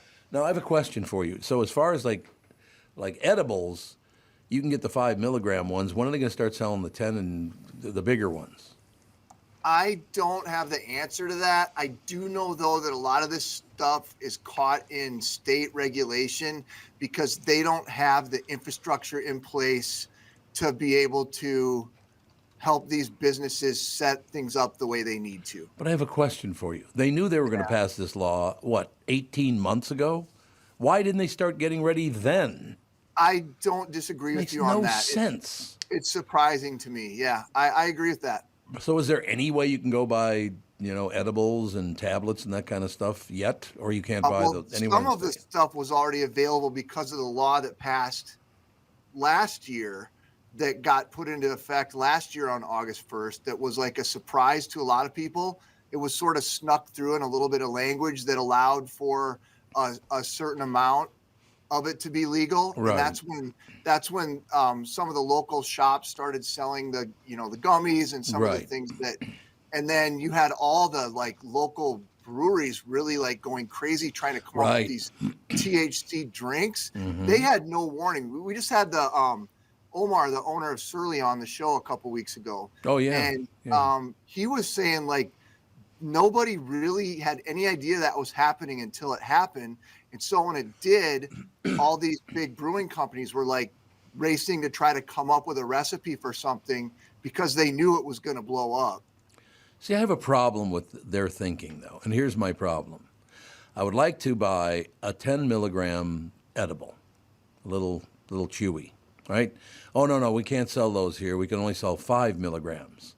So then I have to go, give me 2 5 milligram gummies. What the hell's the difference if I eat 1 10 or 2 5s? What's the difference? A valid point. But I suppose the businesses know that, they'll get in trouble. They'll get fined. I can still buy 5 milligram ones. I mean, instead of 5 10 millimeter doses, I get 10 5 millimeter doses. It's the same thing. What the hell are you preventing? Yeah, I imagine it's got to be something. When you buy, they have 2 different sizes of beers at the brewery. They have say they have a 5 ounce and a 10 ounce, and the 5 ounce is $5, and the 10 ounce isn't $10. It's $7. So it's that way. So with 5 milligram gummies, they can give you one for $10, or if they give you a 10 milligram one, they're not going to charge you $20. They're going to charge you whatever, $15. But if they just keep it at $5, now they can charge you individually $10 a piece to be able to make more money. Yeah. So you think they're doing it, not the regulators? I imagine there's got to be some sort of money haggling behind it because, why else would you keep it that low? It would be more volume than it is. No question. Yeah. Quality. Yeah, absolutely. Yeah. I'm going to go by my spot today, as a matter of fact, and buy a bunch of gummies just for the hell of it. Sure. Charlie, he's a good guy. What's your brand? He's a listener. I don't even know what the hell it is. Oh. He always goes, here's all the good stuff you want, Tom. Sure. He does a great job of that. And by the way, your buddy over at Crooked. Yeah. Crested? Is it Crested? Yeah, Crested River, Oh, yeah. there's Crested and Crooked. That's right. They're two different ones. Yeah. But I now have 10 cases of THC drinks in my house. I know, there's a lot. And they just keep sending me this. Yeah, stuff. Crested Like, River, oh my Christ. he's been so nice to us. And then he Great has the guy. mini soda, like MINI. Oh, that's right, mini soda. Yep. Soda cans with THC in it. But thank God Rudy gave me and Justin a heads up because the big ones, he was like, that's 30, wasn't it 30 milligrams? In one drink? I can't remember if it was 30 or 20. Holy but it was. But the problem is it's super fast because it's liquid. It is, it's not like a yes. gummy that it takes a while. It mainstreams. I drank half of one of those, and usually 5 milligrams is my max. Yeah. So I think took half, and it was 10, and it was like, I don't know, 12 minutes later, I thought, well, I guess we're staying in tonight. I sit here now. I live in this spot. I'm not going to attempt to walk. Yeah. So me and Justin, what we'll do is we'll open a can and then we'll like make a little mixed drink with it and treat it kind of like it's like alcohol almost. Like we'll mix it with like bubble water and we'll share like a fourth of it. Yeah. And then like a couple, and we'll just put like the little cover thingy on it or whatever. Because I think we're both scared. I've got too high like 2 years ago, and ever since I'm terrified to get too high ever again. But you telling us that, we treat it like it is like, oh God, like little shots of it and mixed drinks for sure. I just love the fact we had my next door neighbor, John, one of the people in the neighborhood. The neighborhood gets together three nights a week, just sits in lawn chairs out in the driveway. It's wonderful. But my friend John's best friend and his wife came over, and she said she had never had a THC drink before. And I said, okay, well, I'll grab you, one there. So I got 3 milligram, I got 5 milligram, I got 10 milligrams. She goes, I don't, whatever, she's give me the 10 milligram one. I said, have you ever had it before? And she goes, no. And I said, well, you maybe, but she goes, no, I'll do the 10 milligram. It should be fine. So we're just talking, schmoozing and all the rest of it, and she's having her 10 milligram deal, and we're talking a little bit more, and about 45 minutes go by, and she goes, my God, it's a beautiful night, isn't it? Do you know what's funny, Tom? She probably was sitting in her head constructing that sentence going, is this going to be a weird thing to say? It was great. She was so happy. So funny. I bet you, because when I get really high, I'll be like, all right, here you go. Let me try this one out. My God, it's a beautiful day. And then, how did that land? Was that normal? Look at the reactions of people. Should you double down? Right, Tom? Isn't it beautiful? I become crazy. So cool, though, how that great feeling just kind of flows over you all of a sudden. It's wonderful. Yeah. All I can say about this is when I first had my leg amputated, I was having tremendous nerve pain. Oh, I bet. Very, very, very bad. Oh. You're kind of a pussy, too, but, You what? Nothing. He called you a pussy, to be clear. Tom Barnard called you a pussy for when you got your leg amputated. When I got my leg cut off. Yeah, so it just shows you how ridiculous of a man God, Tom what a Barnard is. beautiful day. That's fair. Yeah, it's fair, super fair. So I tried the medicine that they were prescribing, didn't work for me. So I thought, well, I'm going to get my medical marijuana card and I'm going to give it a try and see if that will help. So the one time I took enough of the tincture to actually feel something, my wife was at work, the kids were at school, and I'm folding laundry. And I'm not kidding you. I sat there at the kitchen table with the laundry, folding the laundry for 5 hours. Yeah. There wasn't 5 hours worth of laundry there. Was it actually 5 hours, or did it feel like 5 hours? No, it was like 5 freaking hours. Oh, and I'm like, God, well, I that's can't do that wonderful. again. Like, it did not work for me. No. I was And then there's like the terrible thing that happens when you get that high and you know people are about to be around you. Like your kids are going to get home from school, your wife's going to be, and you're just like, I hate this right now. Like, I hate this right now. I was like, no, that's not for me. I can't hack that. I'm not I really- mean, yeah. making sure that the piles were like perfect. I mean, you know, all these things that are going through your head. Mm-hmm. God, it's the greatest. Is it? It is the. Hey, remember the first time as a teenager that you had a joint? Oh, Oh, I threw up. Did you really? Yeah, Did you? for some Too reason. much? Yeah, my mom and my dad. From what I know of my dad, but love weed. Totally could hang. Love it. They love weed in all forms and fashions. My sister and I, the second it hits us, our bodies just react different. There's no way. Really? Yeah, for some reason. And my brother, same way. Absolutely. My other sister, my half sister who lives in Denver, smoke weed all day, no problem.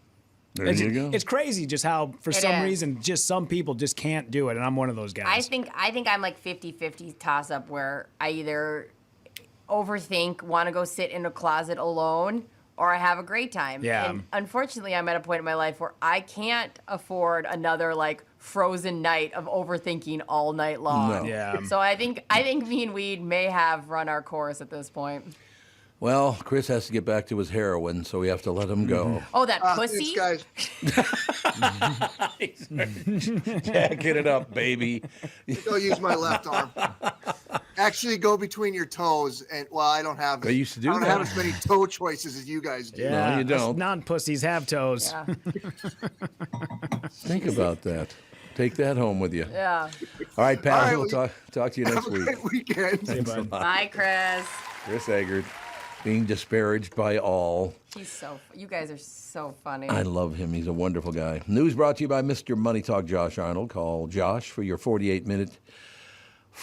48-minute financial evaluation. As a matter of fact, we'll take a break, ladies and gentlemen, as soon as Dougie Sprinthal gets off his ass and calls in. Yeah, we'll get him on. No, it's fine. It's not a problem at all. We had an important conversation going on.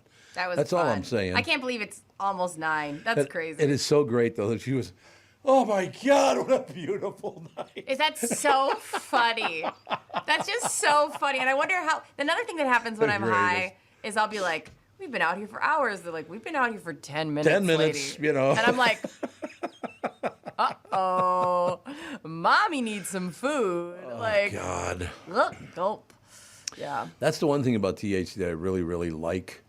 You know what's? I have a question about that. We should probably have a doctor on sometime. Why is it that I don't wish to drink alcohol? Because once I start drinking it, I'll probably, never stop again. But I can do THC and get high, and I don't have any desire to drink. Yeah. Isn't that weird? And I don't have any desire to abuse THC either. Yeah, I don't either. So what is that? I don't know. I could see myself, like, if I was still a drinker, I could totally see myself drinking wine at noon. Like, not... Why not breakfast? Well, because I have come here, I have a responsibility. And then, You like, should be drunk when you get here. because there's a part of me that knows that, like, alcohol is still, like, my favorite. No, I understand that. And I could see myself being like, I can't pick, like, hey, Justin, will you pick up Go-Go? Mama had too many, like, I could see myself being, like, trying to be funny about it. Mama's but got a new pair of shoes. I can't imagine doing that with weed. Like, I don't want to get high in the middle of the day. I do not. Sure. Me and Justin will even try No, I the understand CBD that. stuff and whatever and Yep. try to, like, figure out fun ways to make it work. But it's just not my thing. Yeah. Doug, you ready to roll? Yeah, baby. Ladies and gentlemen, welcome. Oh my God, welcome on the line, Doug Sprinthal, live in the new GM from Flagship Ford in Baldwin, Wisconsin, home of my new EV Ford Mustang, online at flagshipford.com. What happened to the lovely and talented Doug Sprinthal? How come it doesn't say that anymore? You're dead to me now. Why? What did I do now? 2 days of hearing about the meanie.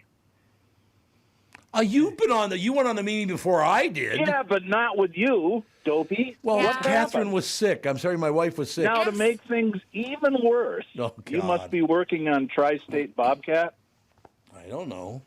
Well, there was a group of guys from that company. Oh, they're on the great boat. guys. They're very nice guys. Yeah, Mark Larson's a really good friend of mine. He used to be on the F-Doc for years. He's just a tremendous guy. No, they were really, really. Everybody in that boat was really, really nice. So I don't know who's going to be crabby when they go on that thing? I mean, really. It'd be pretty difficult, I will tell you that. But, Doug, I brought that up. One of the great things about it, obviously, I'm never going to have enough money to purchase a boat like that. It's just never going to happen. But I did tell my family when we're sitting there having dinner at our own little table there, and it's not a little table, it's a big table, actually. Yeah, it's huge. But, it only holds 8 or 10. Exactly. But I told them, I said, you have to understand something. I had dreams when I was a little boy that someday I would grow up and do this very thing with my wife and my children. So this is like a dream come true for me. And that's the way I look at those things. Not like, oh, look how cool I am. It's like, my dream has come true. My family is on one of the greatest boats I've ever seen in my life. No, and I think that's the grown-up thing, right? When you get a little bit older, you start appreciating all the great things that you've been given, and that's. I'm glad you had a good time out there. I had fun last night. I went to Mystic to see Daryl Hall and my you did? Most famous rock star, Todd Rundgren, and we were with this former retired radio personality from KS95.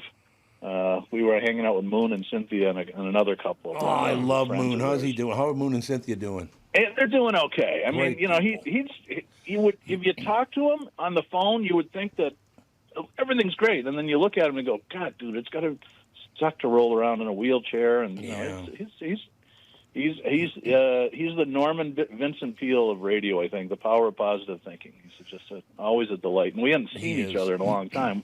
We talk every couple of weeks, but that's about it. You haven't talked to him in a while either. And by the way, I've said this before, but his wife is far too good for him. But yes, so he won't comment on that one. Okay, never mind. But no, I'm not going to disagree with you. He's such a great guy, though. They're very, very nice people. I love that.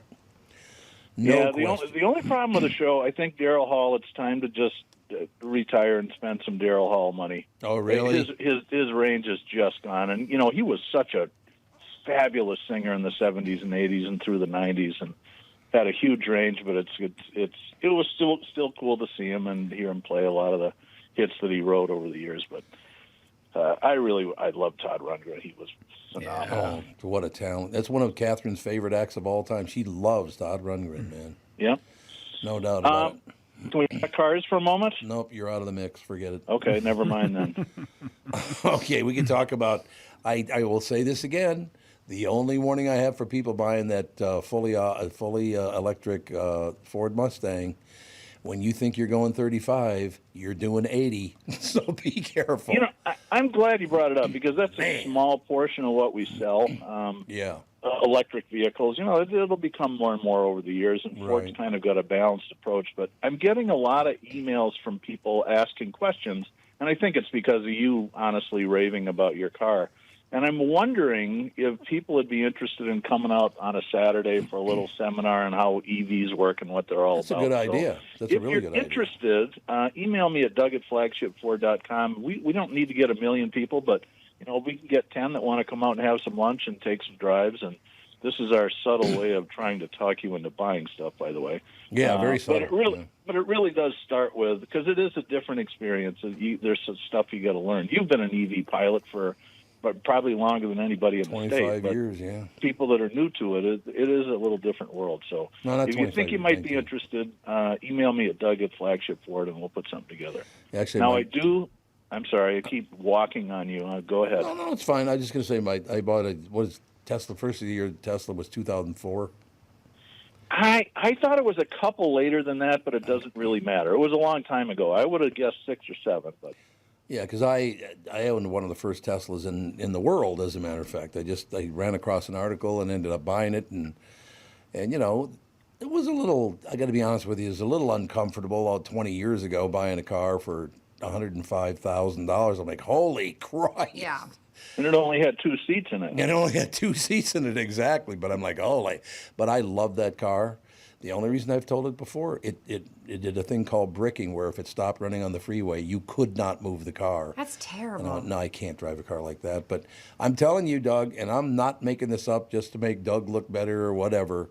Doug is the one that found that car for me.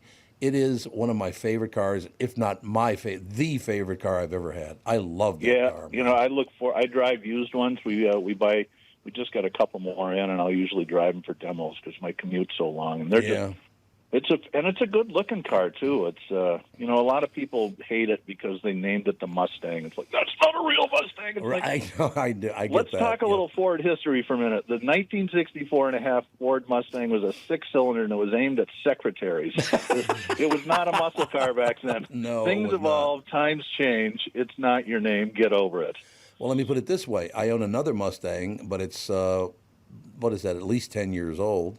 Yeah, I think it's a 13 or a 14. If you ever get sick of that car, I'd love to have it on the lot, by the way. You know that how many years have I owned that car now? 5, probably? Oh, God, I think I got that for you back in 2016. It's been a while. So 7 years. You might have had that 6 or 7 years, yeah. 6 or 7 years. In the 6 or 7 years I've had it, I've put about, I think, maybe 3,000 miles on it. Oh, boy. I just don't drive it very much. When I do drive it, I don't go very far. That's the whole.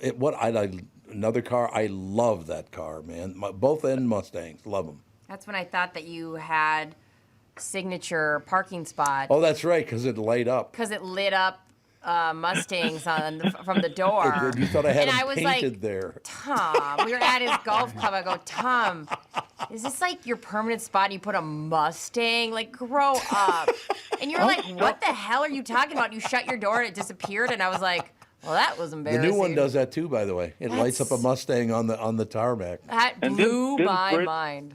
Didn't Brittany just get down telling everybody that she doesn't do pot in the middle of the day? Yeah, right? exactly. No, liar. Doug, it's just the benefits of being dumb. Oh, well. It's an interesting approach. Yeah, I was just, I thought that was, still to this day, like that was like witchcraft for me. Like what? I'd never seen anything like that. I have one last car thing to talk about, and then I'm going to brush my teeth and head on in there to meet you and record some more commercials. Oh, that's right. You're coming in today for the special. show. This is special code. Real quick. Real quick, guys. Ahead. I'm sorry. We are getting up against the top of the hour. Real quick. Do you want to save it, Doug? Do you have 2 seconds? Can we just go into spots, come back, and then we can hang for as long as you want? Yeah, absolutely. Okay, we'll be right back. Right after. Sounds good. Hello, I'm Brad Huckle, President and Chief Lending Officer at North American Banking Company. And I'm Michael Bilski, CEO at North American Banking Company. As a locally owned and operated community bank, we work with many multi-generational businesses.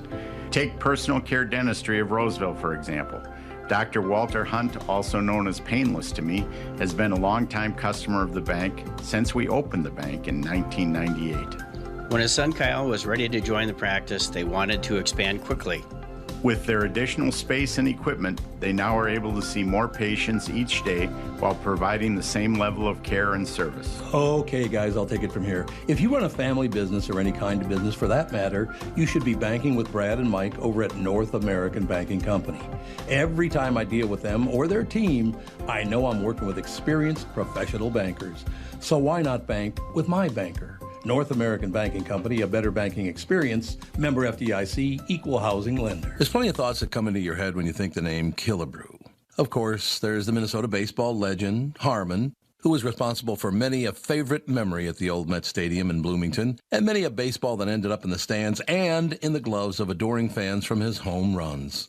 There's Killebrew Drive, the legendary road that connects Highway 77 to the Mall of America, and a day of shopping you'll never forget. My current thoughts for the name Killebrew is fun floats in our kitchen with my kids and grandkids, a cool, refreshing break in between innings at Target or CHS Field. Or maybe a perfect sunset paired with a sweet, frothy beverage after fishing or on your favorite walleye lake. Killebrew root beer and cream soda. Grab a 6-pack at a grocery or convenience store near you. I'm Tom Barnard. This spring and summer, enjoy the one Killebrew root beer and cream soda, gluten and caffeine-free, with a generous portion of delicious thrown in. Killebrew, where memories are created and legends are made. Yeah, you can stop hoping it's happened. All right, that's all I have to say. Did they do that song because Canadian Woman sounds really stupid? Does it though? It fits. Canadian woman, give me some syrup. Give me some syrup. Maple Is Dougie syrup. back with us? Yeah, Oh, there. He Yes, loved I it. am. Doug loved it. No, I'm pissed. You bumped me for Bilski? God, nobody wants to hear about banks. They're boring. Bilski. He's out of town right now, so you can rip him all you want. It'll be beautiful. I rip him when he's in town, and he always calls me right away. I know he does. That was really funny. I want to talk about one more car thing before I hang up. This is code, but certain people will know what Area 51 Sasquatch means. Yeah. That's a full-size Bronco. These are hard, almost impossible to find anywhere. The demand is way higher than the supply. We had a customer order one from us 9 months ago. It just came in, and they couldn't wait anymore. They bought something else. So we have one available. It's a full-size Bronco, hardtop. Sasquatch is the equipment package. Bronco shoppers will know what that means. And Area 51 is the color. It's sort of a cross between cement gray and medium blue. It's actually really cool. So if you've been looking for one of these, and I don't think this will last the weekend, give me a buzz, Doug at flagshipford.com, and I can send you the window sticker and give you all the details and maybe even possibly sell you a vehicle. Yeah, like everybody else, man. They should buy from me. Oh, I should mention before you go, Doug. And by the way, when you get here, you and Officer Dave are going to be in with Josh Arnold and me. It'll be great. And Andy will look through the window at us and go, aren't you guys something?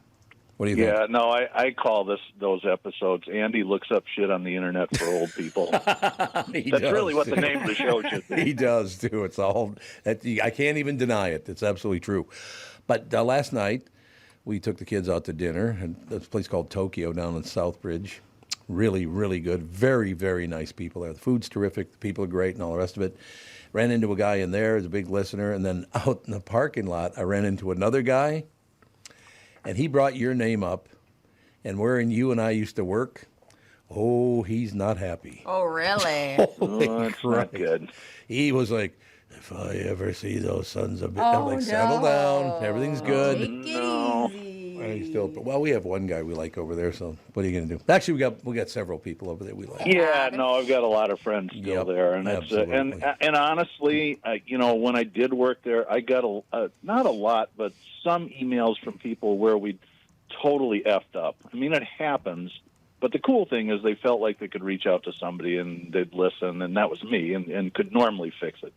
And anyway. Boo-hoo, misty watercolored memories, right? I'm going to brush my teeth and saddle up, and I'll be there in about half an hour or 45 minutes. All right, Pally, we look forward to it. Over and out, everybody. Have a great weekend. See you, Ben. Well, indeed, we'll see Dougie on the Family Podcast with Officer Dave, who's in studio now. Woo-hoo. Josh Arnold will be here. Andy will be here. It'll be a good time, no question about it. Ladies and gentlemen, a longtime friend of the Tom Barnard Morning Show, Doug Sprinthal, Flagship Ford in Baldwin, Wisconsin. Online, it's flagshipford.com. And I was not making that up. And I'm not that kind of guy anyway. I'm not going to tell you how much I love my car if I don't. I'm just not doing it. I mean, it's a pretty big investment Yeah. to be doing it just for kicks or just for show, to be driving a car around. No, you're right. I do love it. It's a great car. All right, I got to run by this. How's the air quality? There's nothing. It's like it's smoggy or foggy a little bit. That's it. good. Otherwise, it's like whatever. Did you? Because I can't smell any I smoke can't smell or any any of of that. that. No. Okay. Well, there you and I go. have a really good nose for stuff that's burning too. Maybe I got punched so many times I can't smell anything anymore. That might be the problem. Throw the head fakes in there. Come on. You do. You really have to. Air quality alert for the state until 11 p.m., although the air quality will improve by this afternoon. It was not bad when we got here this morning. Rudy and Brittany were talking about that as well. I didn't see any smoke, didn't smell anything, and now you're saying it's pretty much the same. Yeah, it's just a little like foggy, that hazy whatever. See? It's all about the heat with a brief break on Sunday, followed by the hottest stretch next week. So today, 83 and mostly sunny. Sunny and 94 tomorrow. Sunny and 86 tomorrow. On Sunday, on Monday, sunny and 92. Tuesday, sunny and 93. Wednesday, sunny and 96. So 7 straight days, you're going to see a hell of a lot of sun. I'm just here to tell you. He's sweating like a butcher on Wednesday and No Thursday. question about it. Do butchers sweat a lot? That's an old saying. I don't know. That's what The I butcher would hear sweats a all lot. the time when I was a kid. Okay, Sweat okay. like a butcher. I never heard sweating like a butcher. Why would they sweat? Because they have to chop up all the meat? I suppose. I don't know. Sunny and 63 right now. So there you go, ladies and gentlemen. Sunny and 63. It's going to be a beautiful week coming up. A little toasty at times, but, that'll work. Right? Yeah. All right, so what else is happening?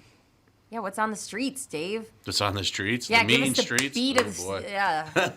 Okay, I want to ask you guys something, and this is for all of you. Yeah. The three of you. Well, I suppose the four of us. What's something you're convinced people are pretending to like? Ooh, black licorice, and I know that you love, I love black licorice. licorice. I do. Get out. I love it. You guys are disgusting. Did no. you know? You're disgusting. What is it? Okay. What is the stuff in it called? Licorice? No, the black licorice. Anise? Yes. Did you know Uranus? a certain amount of anise, absolutely is a poison on your body? Yes. So why are you liking something that is actually poisonous? So it's poisonous to be outside, apparently, to the weather people right That's now. not What's the same difference? thing. Yes, it is the same thing. No, that is a very weak argument Oh, from a weak man. I will tell you. I have a plan. I will eat licorice until I die and not have to work with you anymore. I should probably Just check how keep much. Down. I had some licorice last night, as a matter of Black fact. licorice. know what? I'm Black licorice is disgusting. It's delicious. I am bringing in a bag of that. What is it? That stuff that's made in Australia, that black licorice. Oh, yeah, wallaby. Oh, Yeah. wallaby. Yeah, I'm bringing Really a bag. Are of you that. like really black good. licorice, Rudy? No, I hate it. It's disgusting. Yeah, I'm not Why? a fan. But here's the thing: love licorice. Give me Oh, some red yeah, vines. love yeah, licorice. yeah. Love red vines. I love that they're like part plastic. I love all that. Pussy candy. Anyway, You got the pussy gun out today. I kind of do today for some reason. Candy ass. I'll go with candy ass. I There like you when you go. call people pussy. I think it's funny. Okay, does the pussy gun shoot pussies, or is it an actual pussy that shoots bullets? I need to know. Do you know that people have Our- gotten that wrong now for the entire century? Pussy is not a reference to women's vaginas. No. Pussy is short for pusillanimous, which means coward. It's not anymore. What's not anymore? It's one of those things that's now it's regional that it's pussy means vagina now. No, it doesn't. It absolutely It's does. short for pusillanimous. You The can't. fact that you have That's to- what it was started as. Yeah. Short for pusillanimous. Yeah. Well, when I say it, I'm not talking about my vagina. I know, I'm but just you're- here to tell you. Well- You're different from the rest of us. I guess. Or the rest of the world. Whoa, we're not giving any. You're not giving him any breaks? No, I'm not saying. I'm just telling you that it is now. You have to accept that means vagina. No, I do not have to accept that. Now, dickhead, check it out. That's different. I thought it was 3 dickheads. It was dickhead. Yeah, check yeah. it out. It was 3 dickheads. You're absolutely right. It I was. will fight for that one. That guy, I suppose we can't run that audio anymore, can we? I don't know. Why not? We'd have to Talk find it. you I like- actually met that cop who was. Oh, yeah, he's a good guy. Yeah, he is. He is a really good guy. But no, it doesn't change for me. I know what it I'm was just telling invented for. you, it is not. It's In the fact. your generation, I'm not from your generation. Nope. I was going to say the fact that you have to stop and explain it, and we all 3 agree that it doesn't. When you say that, it doesn't mean that. I've heard this argument from you for years, and You I'm don't just, understand any English, though. So what's the difference? I have learned. I have learned. I have formally learned in a building. It's all The true. fact that you have to stop and explain it makes me go, yeah, it's not regional anymore. Yeah. Like pussy means something else. Gay used to mean happy, and now it's what my stepdad calls me. Okay, There just you go. sometimes words Gay. change. That's all. Yeah. And I do think there's something almost so full circle funny about calling them. I cracked up when you called Chris that today. I don't care. I'm not sitting here worried about, What'd I call him? offending. You called him a pussy for getting. Pusillanimous, the coward. Exactly. It's It's you can exactly say that. what I'm saying. You can say that. Why do I have to change what I know is the real derivation of the word just because your generation changed it? Because that's it's what you know is regional. It's what you know is fact. So does that mean, if I'm following your generation, I have to be a lazy pain in the ass too? Yes. No, you can call it whatever you want. We're just gonna call it a pussy. That's all I'm saying. If I go to Justin, hey, you're such a pussy, he's not gonna go, this is the code word for the origins of pusillanimous. Why is he dim? Yeah, he's a little slow. Little I'm a little worried about me, Go-Go. Yeah, also, Justin, you're taking me out of the moment with all your big words. Right? Knock it off. We're trying to do comedy. something here, sir. Cut the comedy, Trying damn to it. create another child for Go-Go to hang out with. I suppose it's all true. You know what? I say you do you, and I rarely say that. That's but do what you. I say to everybody. To you, it's whatever it is. To somebody else, it's something different. But don't try to stop and say that we're supposed to know that that's the root of the word. And I know it because you've told me many times. Why would you not want to study the language which you speak? Can you admit this? There are some words that like we're not supposed to say anymore because regionally we've said that is a naughty word. Like what? Well, I'm not going to say them. Why not? Because obviously one of our careers could take it and one of ours couldn't. Mine. So does it have something to do with a rooster? Well, that's one. There's many that you just can't, like, we've accepted that one point you could say and one. Can you say ass crack? Or you can't say that anymore? You can say ass crack. Well, I'm trying to figure out what I can say and what I cannot say. I'm literally spend most of my life figuring out what I can say. That's why, like, I almost got, like, shamed out of a baby shower the other day because I go, this was not appropriate time to talk about this. Also, what was the story? Because you've brought this up a couple of times. I will not. Well, I will not. don't bring it up then. And actually, I will not. I just had a moment where there was one person I felt like I threw off a little bit. Everyone else, we were dying laughing. And speaking of, that baby was born today, little baby Harley. So nice. For who? My cousin Caitlin. Oh, that's right. Yeah, you told Harley. me that earlier this morning. It's a very cute name. Very, very nice to see. There's no question about it. All right, so what other body parts do you not want to talk about? I will talk about any of my body parts in detail to the point where it'll make everybody uncomfortable. I'm already there, Brittany. Trust me. If Gilbert Gottfried were still alive, I'd have him cut ass crack because I had him do that once for me, and it worked really, really well. That's like perfect. Because Aflac fired him. I know. And then he was hired by another friend of mine, our friend. I know. That worked at KQ. Who did the Aflac voice? Yeah, Yes. Dan. He still does it, I think, doesn't he? Yeah, I think so. I think Dan still does He's Aflac. a really nice guy. Aflac. He doesn't do the voice anymore, but he he doesn't? Nah, he doesn't. I ran into him not that long I didn't ago. know that. Yeah, he unfortunately doesn't do it. But yeah, he did it for a long time after Gilbert. Although I haven't seen the Aflac commercials at all lately. There's a little bit of that. I think also Aflac kind of got, they figured it out like, hey, all we need to do is have this guy come in one time and have him cut 63 different versions of Aflac, and then we're good for the rest of the century. That's not acceptable. I agree. I 1,000% agree with it. But it's just sad. Yep. All right, what other words? Let's shred them. It's time. Before we get too far down the words, can we go back to the original question that you talked about, things people think are overrated? Or things that you think convinced that people don't actually like. What's something you're convinced people are pretending to like? I don't know. Yeah. I don't know anybody who actually likes the television show Suits and watches it. I've never seen it. Here's the thing. People are losing their minds about this show right now. I watched an episode with my mom yesterday. I got 12 minutes in and went, I can't watch this. This is unbearable. She's Never like, seen I it. love it. Everybody loves it. It's Beverly terrible. loves it. Yeah, I don't get it. Tevin loves it. Don't get it. Tevin? Tevin loves Suits. Oh, the I other was day going to I have was him like, come in more often, but not now. I was like, the other day I was like, Tevin, what are you watching? And he's like, Suits. And I was like, Suits? I was like, well, how old are you? Yeah. See, I'm sorry, but that woman is a beautiful woman, but her personality is so horseshit, she's hideous. Is she good in the show, though? I don't really care. I've never seen the show. I'm just saying, I mean, if you're that big an asshole, I don't care how pretty you are, you're hideous. I'm sorry, there's just a part of me that can't go back like to a Suits era. Like I'm not going to revert. It feels like reversion or de-evolving in TV, like the scripted lawyer show. I'm fine. Come on, watch Dragnet, where they say things like, I went down to the park, I had to arrest a couple of Negroes. They say that on that show. It's like, what? See, another word that would be really weird to just casually use in your everyday life. Yeah, Negro. Yeah. Like, you haven't Not heard that in a great. while. I'm throwing Dragnet on the list of things because usually when we sit in green rooms in between shows, we watch old shows. Oh, you gotta. Dragnet's got to be on the list. You gotta. Absolutely. You watch Harry Morgan as a sidekick in that movie. That's right, he was the last sidekick. Sure. And it's just so different from the MASH character he played. It's just. Oh, Tom, what is like a food that you think? There's no way everyone likes that as much as they're saying. God, that's a good question because there got to be some things I eat them and I go, people like this? Yeah. Really? God, what would it be? Do you have one? Well, mine was definitely black licorice. Oh, that's right, black licorice. I know Chris Egert feels passionate that nobody actually likes Brussels sprouts, but I like Brussels sprouts. I love Brussels sprouts. I'll eat them. Gotta be honest. What else you guys got? Anyone? How about you? Anything that isn't red meat for me is pretty much. How can people eat this? Just why even bother? What about licorice and red meat? Well, look at me. I mean, Oh, trust me. Sizable. There's got to be some potatoes in that diet. Oh yeah. Oh well. I just mean like Why? I mean, it's meat and delicious. potatoes, but red meat and potatoes. Here, we're going to click on this. So these are the top things that people... God, I can't get my glasses on. I know, you got a lot today. going What on the in your hell's face. that It's on? just too much stuff. There's too much face in the way. Too much face. Too much face. What's something you convinced other people are just pretending to like, maybe to look cool or be trendy? Someone asked people on social media. Here are a few you may or may not agree with. I'm going to go to the bottom and go up there.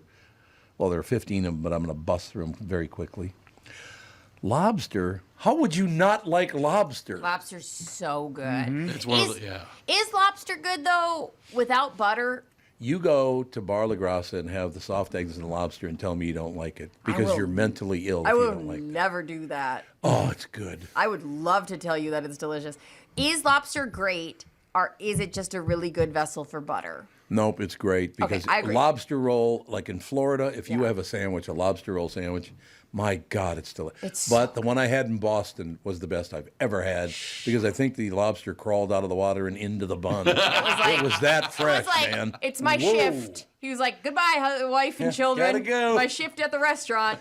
That was so fresh. And I said, where'd you get this? He goes, right there. Points out the window. It's like, oh. Dang, okay. you're every time you talk about lobster rolls, I want to murder you because it's love lobster. 9:16 and I would destroy a lobster roll. Okay, so we got lobster. Being a parent, you'd never give it up, but do you actually... Yes, I love being a parent. There are times where I go, why did I do this? There were moments when the kids were young. Like, she's teething, but then it takes just one little smile, and I go, fine, I'll watch you for 18 years. Like, fine. But, like, it'll be longer than 18 years, trust me, Britt. But, yeah, those 4 a.m. wake-ups from, like, 4 to 6 where she's just screaming. Yeah, I'm it's like, different. oh. Okay, clubs once you're over the age of 35. I was never a club guy anyway. It does break my brain that I used to wait outside. We didn't wear coats because we didn't want to set them down or check them. I used to wait outside in a teeny little outfit with uncomfortable shoes to go stand in a room close to people. Like, yeah, and not for me. Not for me. I went to Oz a couple. I remember Oz in St. Paul. Yeah. I used to go over there once in a while. I I don't even shake hands that often with strangers. I used to rub my body against strangers. I know. Remember that? How crazy is that? Like, we'll do 2 more and then we'll do the top 10 after we talk to Phil and Kent. Okay, so we got 2 more. Or 3 more. No, 2 more. Plain black coffee, unless it's some high-end stuff. I don't drink black coffee. I straight up black coffee. Same. It's really good? Yeah. Nothing in it. I like the other stuff too, but yeah, I'm fine with black coffee. Bubble baths, are they really as relaxing as people pretend they are? Well, what are they going to do, stress you out? It's a bubble bath, for Christ's sake. Yeah. I gotta find a tub I fit in first.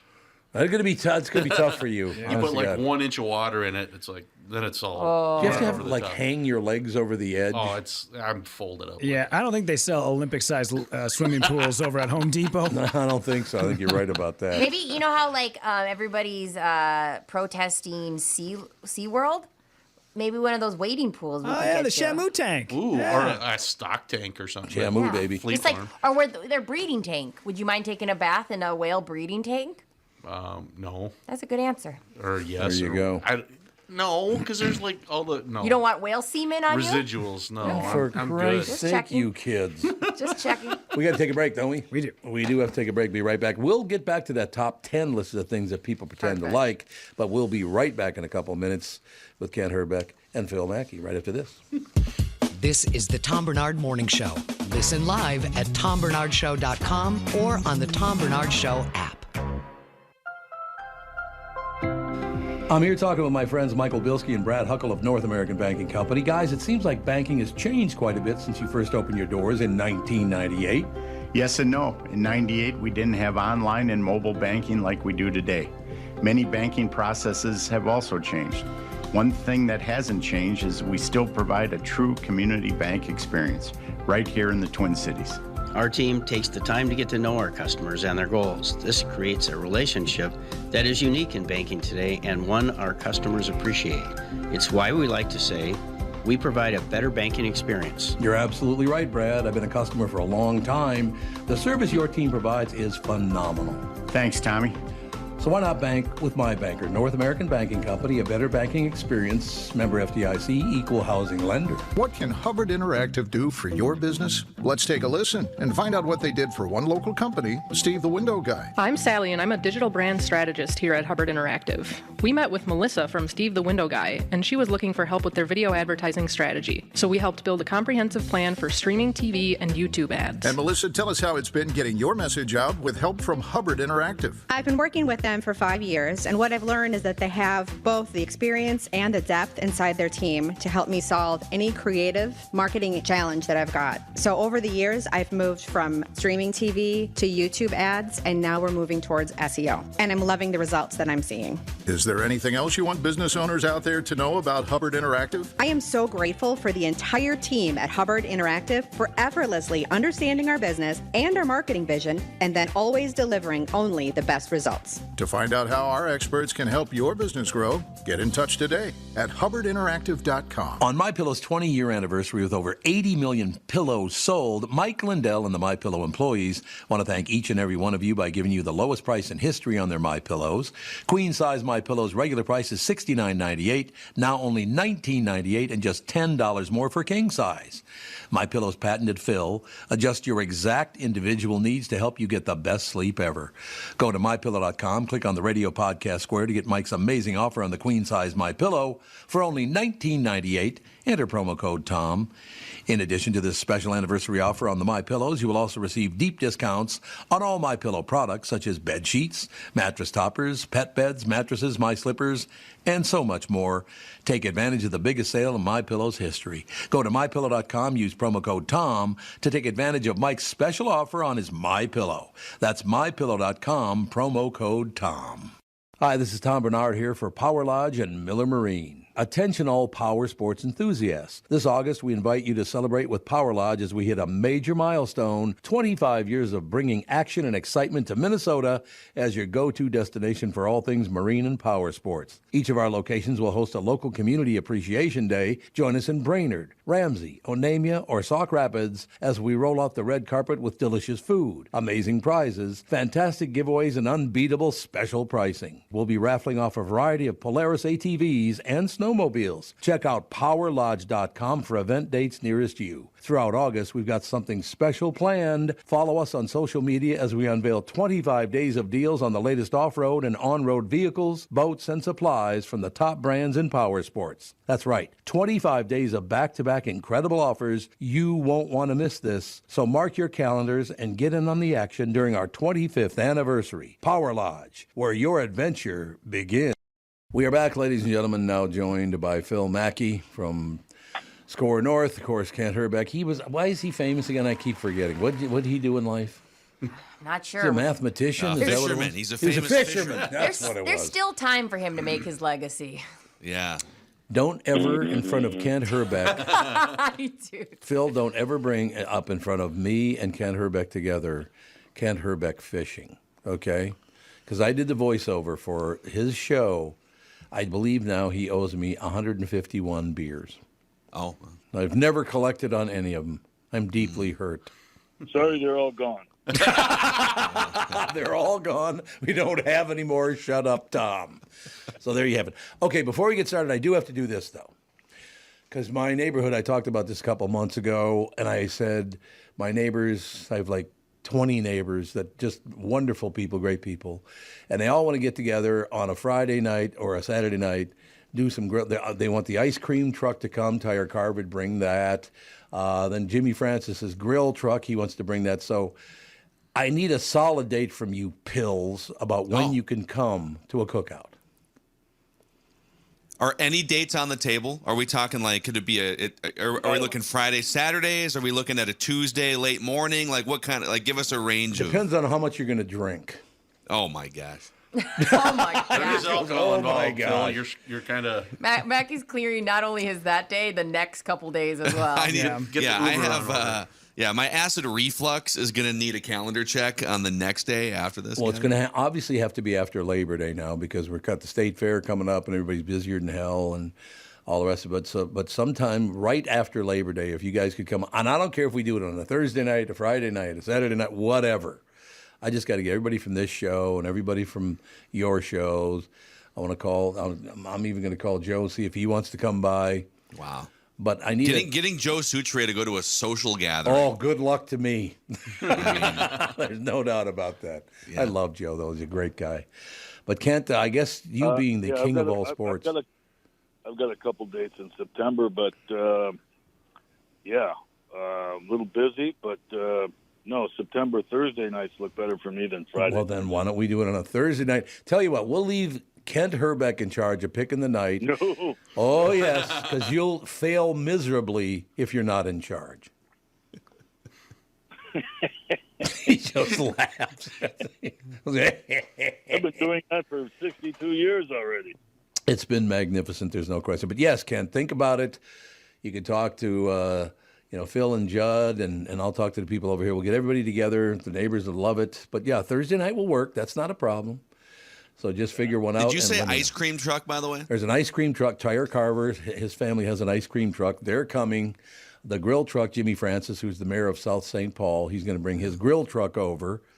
And there's no charge for anybody. Everything is going to be comped. Not a problem. Catherine and I'll take care of it.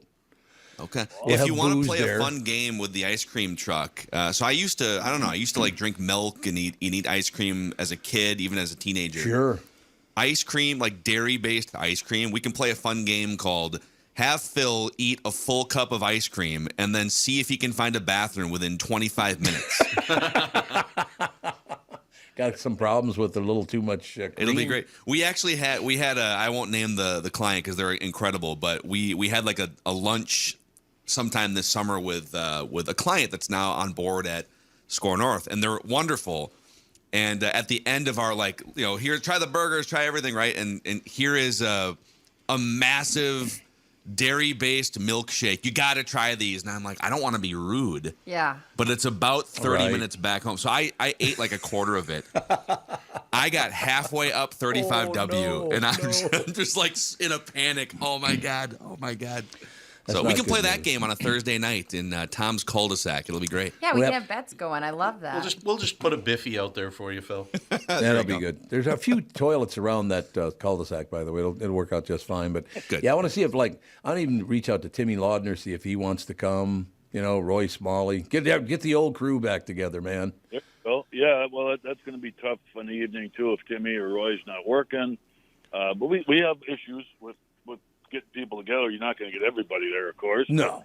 Since you have an ice cream truck, I will be there because you haven't seen me eat ice cream before. It's going to be Tire Carver. I know you're listening, so get ready with the ice cream, Buster.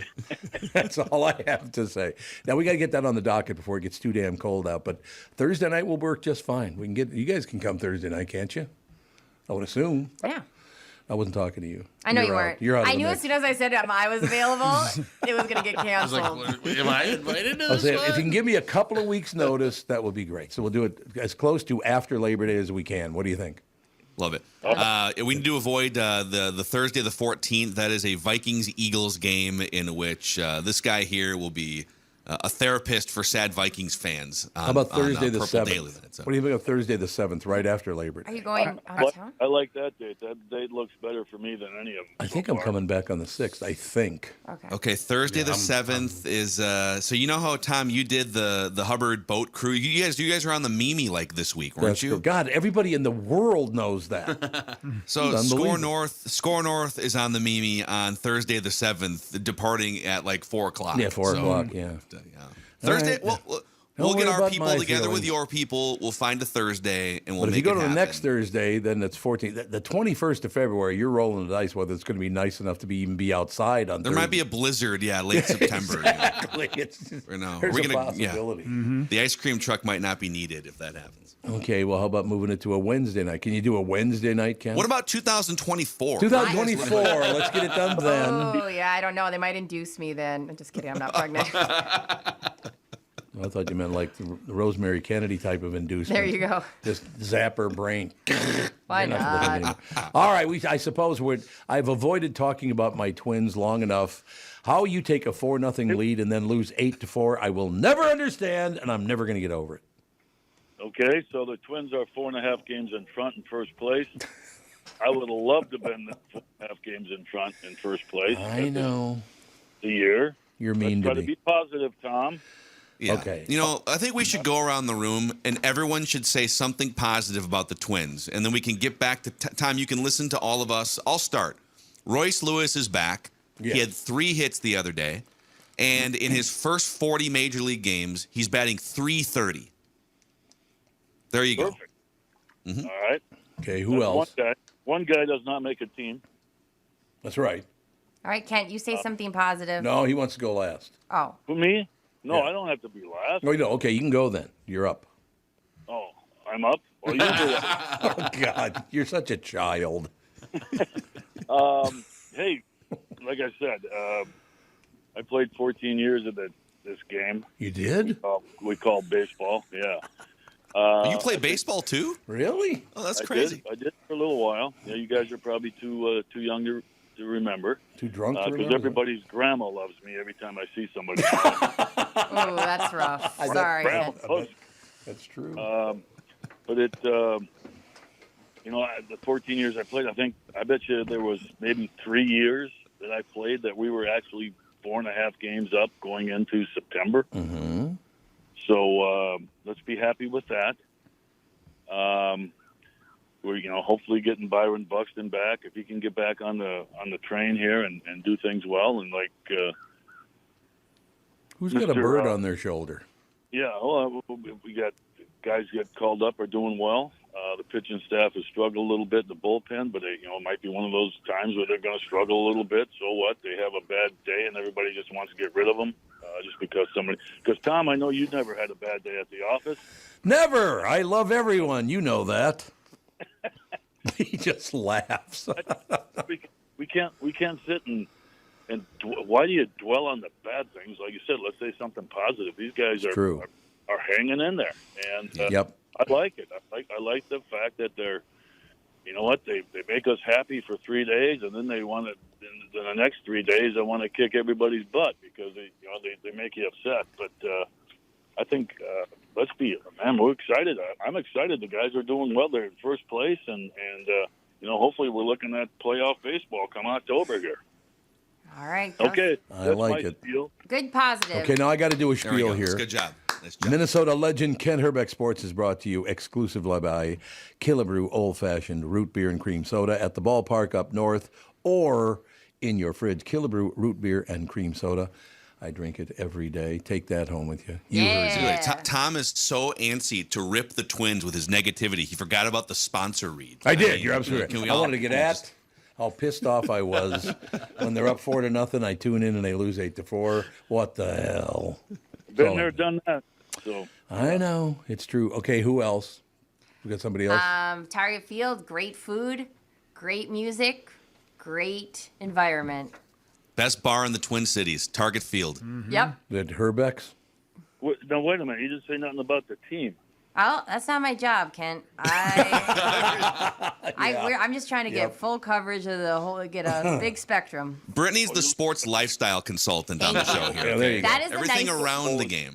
Oh, Mackey, that's the nicest thing anyone's ever said to me. I appreciate Well, it. now he's Mackey all of a sudden. Now you're buddies. Mackey wrote on his little. Does say Mackey. You're It right. does say You know what?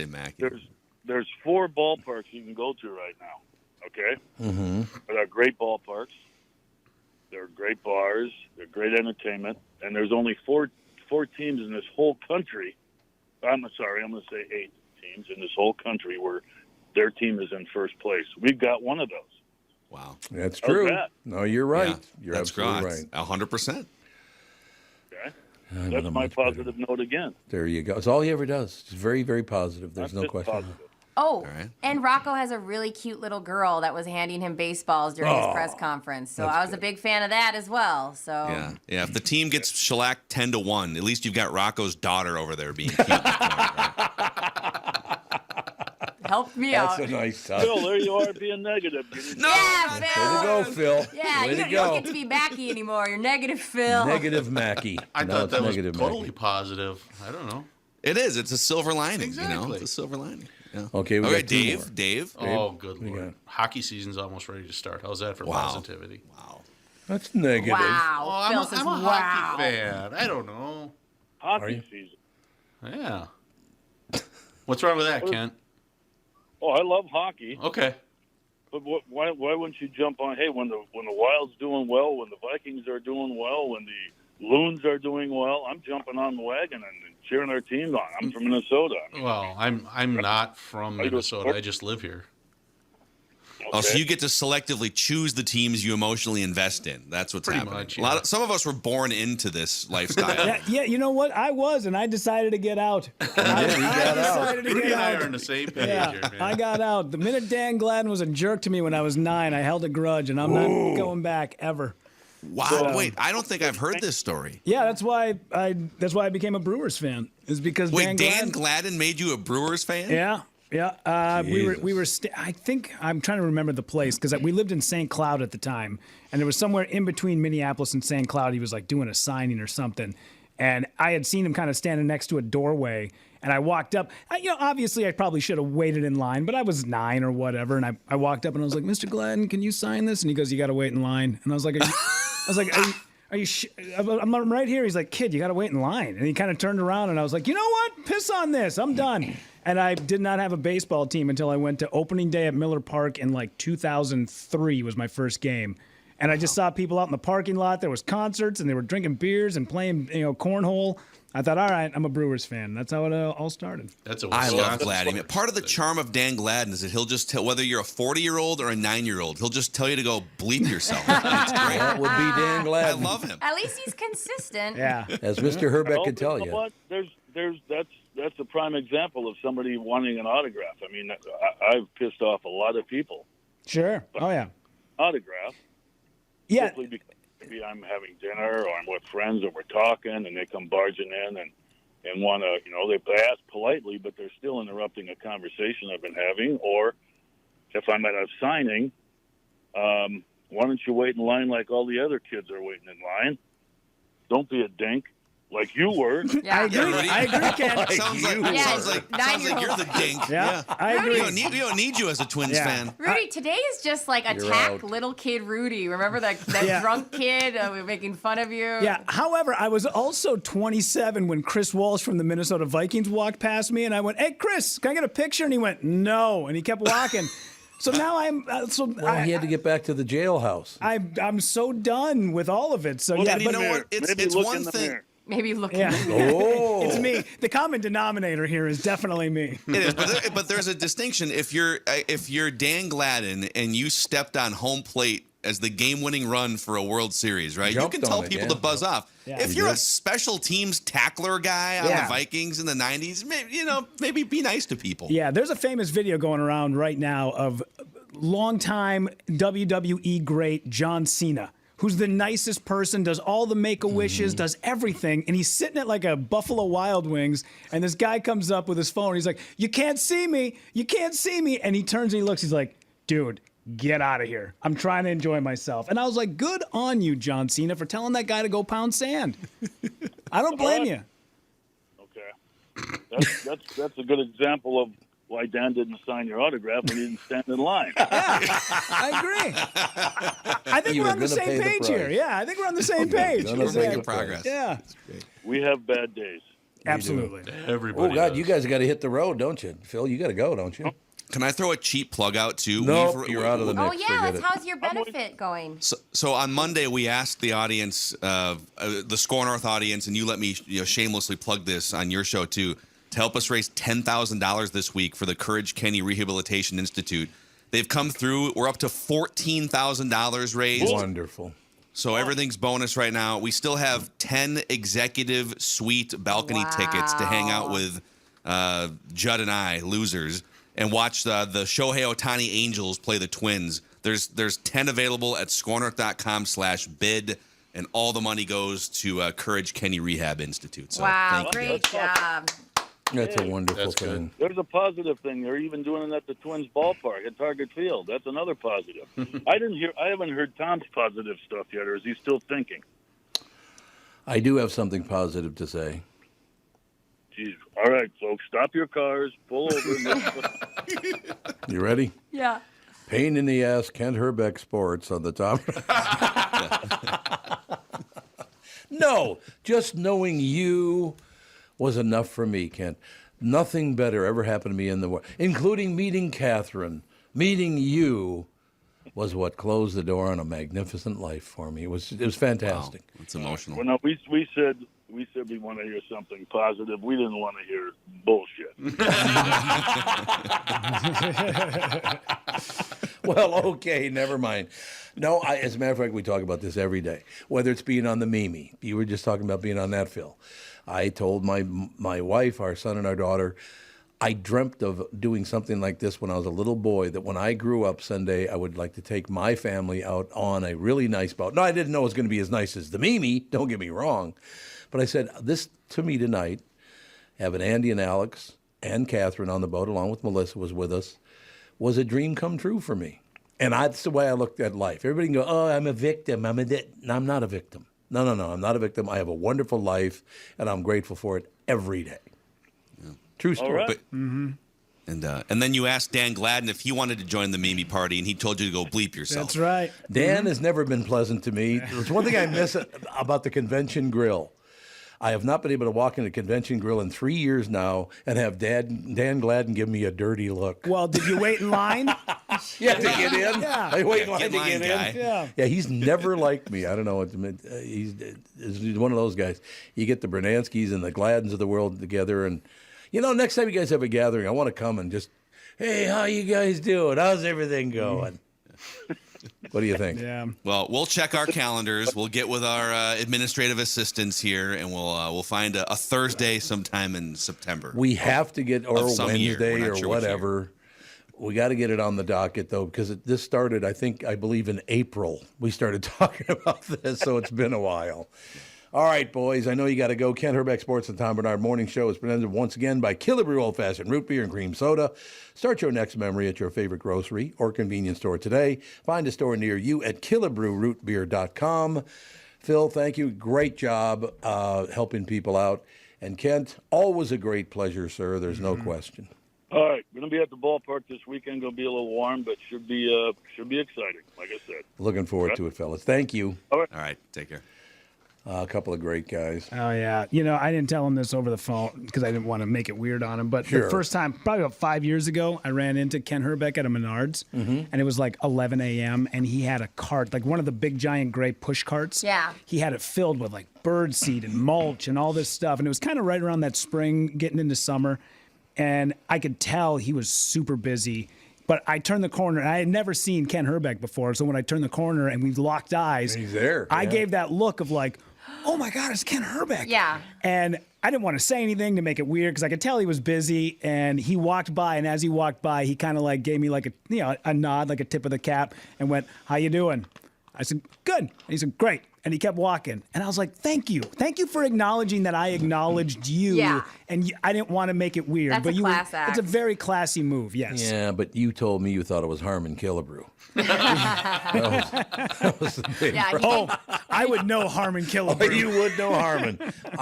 Another great joy in my life is I got to sit at KQRS, sit down with Harmon Killebrew about 10 times. I thought that boy was one of the greatest baseball players I've ever seen. Sure. Good man, for sure. Have they still got that seat hanging from the roof of the Mall of America where he hit that long home run? It's up there. It's still up there? Good. I'm glad to hear that. Yeah. And they still got the home plate when you walk through, what is it called? It's Nickelodeon Universe. They still got home plate down on the floor. Yeah, it's cool. That's wonderful.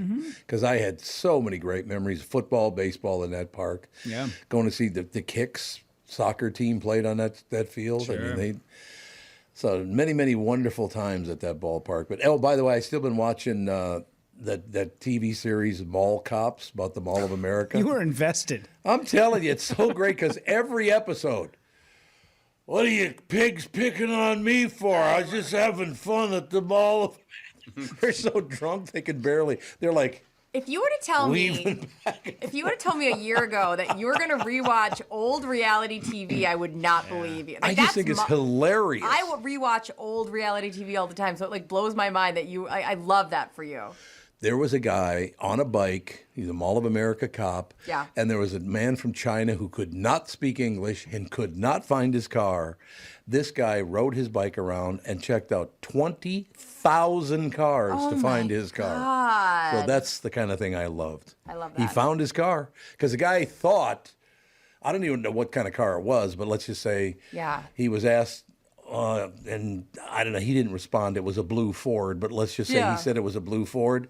Well, it turned out to be like a yellow, Chevy. Oh, Just no. totally different than what he told the cop it was. Listen. But he finally pulled out his registration for renting the vehicle. Yeah. So the cop went, "This is not what I was looking for at all." Let me do a round 2. Oh, that's dedication. It was great. It was a very, very nice episode. We do have to take a break here. Be right back in a couple minutes.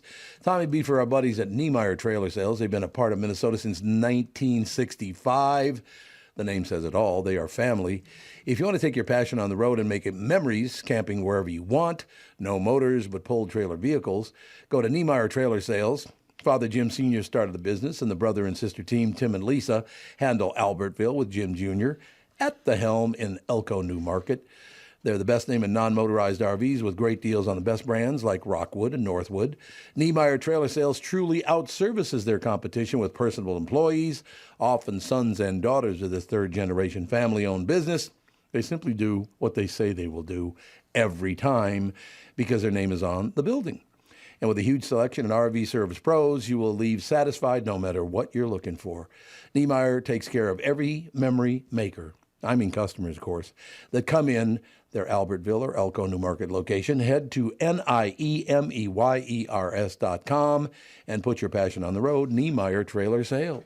Hi, this is Tom Barnard here for Power Lodge and Miller Marine. Attention all power sports enthusiasts. This August, we invite you to celebrate with Power Lodge as we hit a major milestone, 25 years of bringing action and excitement to Minnesota as your go-to destination for all things marine and power sports. Each of our locations will host a local community appreciation day. Join us in Brainerd, Ramsey, Onamia, or Sauk Rapids as we roll out the red carpet with delicious food, amazing prizes, fantastic giveaways, and unbeatable special pricing. We'll be raffling off a variety of Polaris ATVs and snowmobiles. Check out PowerLodge.com for event dates nearest you. Throughout August, we've got something special planned. Follow us on social media as we unveil 25 days of deals on the latest off-road and on-road vehicles, boats, and supplies from the top brands in power sports. That's right, 25 days of back-to-back incredible offers. You won't want to miss this. So mark your calendars and get in on the action during our 25th anniversary. Power Lodge, where your adventure begins. You need to know a guy for your auto repairs, legal issues, banking, and more. The same goes for investment advice. You need a guy to help you be successful, someone you can trust who gets results. Well, I got a guy for you, Josh Arnold. Josh gives you straight talk, not sugar-coated advice about your financial situation. Josh has seen it all when it comes to economic and market conditions, and Josh can make sure that your retirement objectives match your investments. Do yourself a favor and call Josh now for a no-obligation, 48-minute evaluation. You've got nothing to lose, and you'll get a different point of view for your investments. Call Josh at 952-925-5608. That is 952-925-5608. You'll be glad that you did. And tell him his guy, Tom, sent you. Investment services offered by Josh Arnold Investment Consultant, LLC, a security investment advisor. Past performance is no guarantee of future results. All investments involve risk. All comments and opinions are Josh Arnold's and do not constitute investment advice. Tom Barnard is a paid endorser. We are back, ladies and gentlemen. Bradshaw and Bryant, personal injury lawyers. Michael Bryant, seeking justice for the injured. Contact Bradshaw and Bryant at MinnesotaPersonalInjury.com. That's MinnesotaPersonalInjury.com. Michael Bryant, Bradshaw and Bryant, bringing you more of the show, including Timmy. It's Timmy, baby. It's Timmy, baby. How you doing, Timmy, baby? How are you doing, baby? Never better. What are you up to? Not a lot. Just greeting Officer Dave, Brittany, and Rudy as well. Good morning, Tom. I don't know, Ooh, man. Dougie Sprinthal, and he walks in wearing a KS95 t-shirt. Jesus, Palomino. Sprinthal is there too. Yeah, awesome. Sprint just showed up. Have you been any? Did you take the lonely weekend last weekend and go to any movies? Because I said you said you were going to be alone. I was indeed. I did not go to any movies, but I watched a couple at home. There's one everybody's telling me to watch. like 10 people now have told me, Tom, you got to watch The Pope's Exorcist.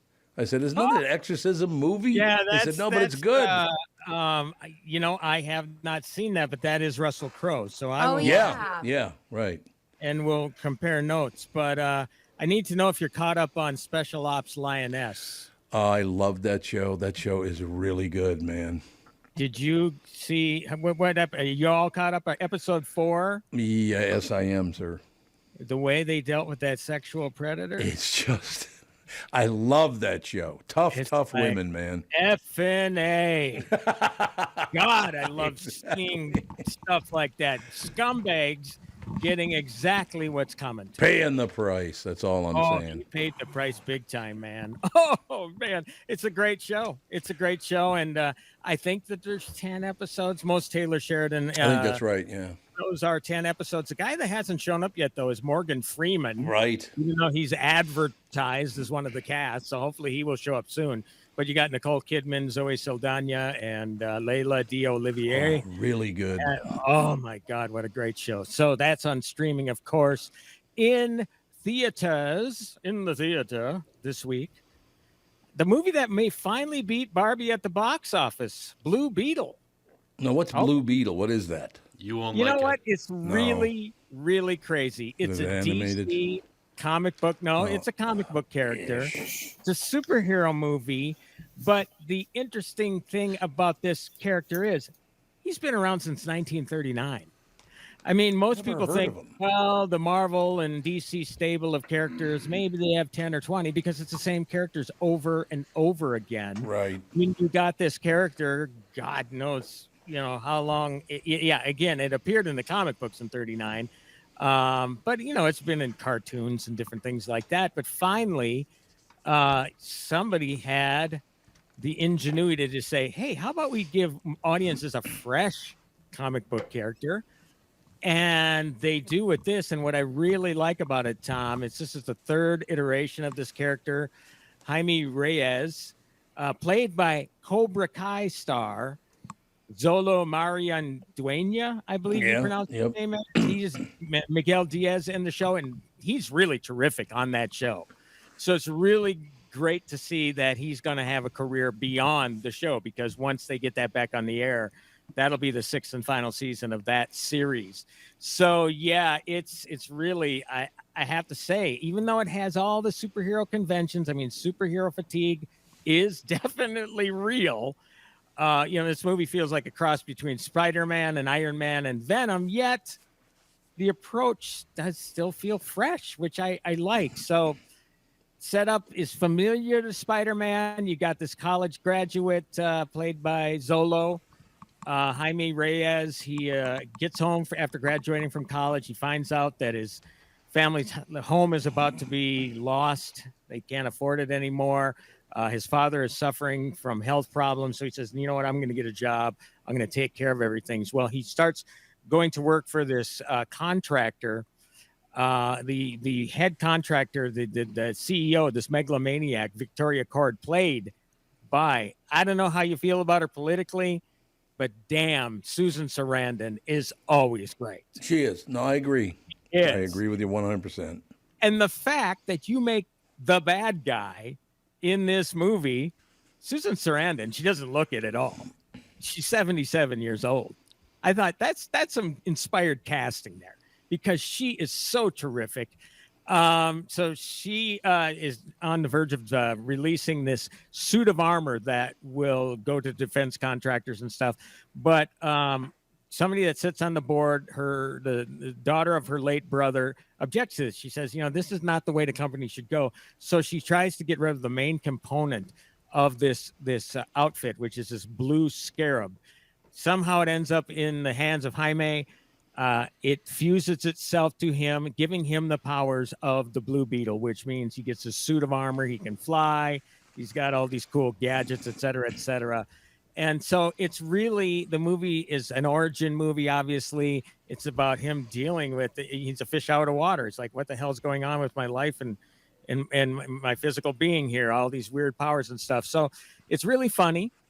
I like the cast. I mean, not too many names in this, apart from Susan Sarandon and Zolo, and you have George Lopez.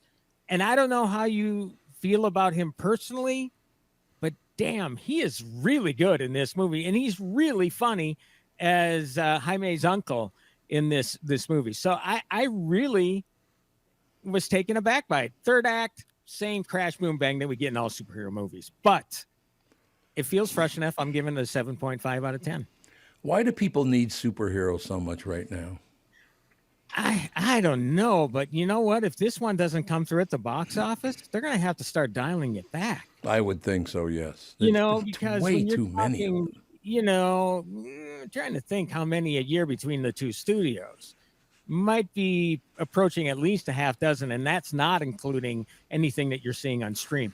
Right. Yeah, it is just way, way, way too much. The thing that this movie has going for it is the fact that it's a new character. It's a fresh character. Yes, it has all those familiar tropes that, that happen in superhero movies. But I think if you dare see it, Tommy, the theme of family is a big element. Oh, that's huge for me. The importance of family. Yep. I mean, there's a lot of humor. There's a lot of heart with this movie, to the point. And yes, I'm weak in this area, but just a couple little tears welled up in the eyes. When the family thing at the end. So Yes. I mean, I'm a big family dude myself. So yeah. So I was surprised. I mean, the great part about this is you think superhero movie. I'm not going in with any expectations, and the best thing that could possibly happen is that you get surprised because it's new and it's fresh in some elements, not all, some.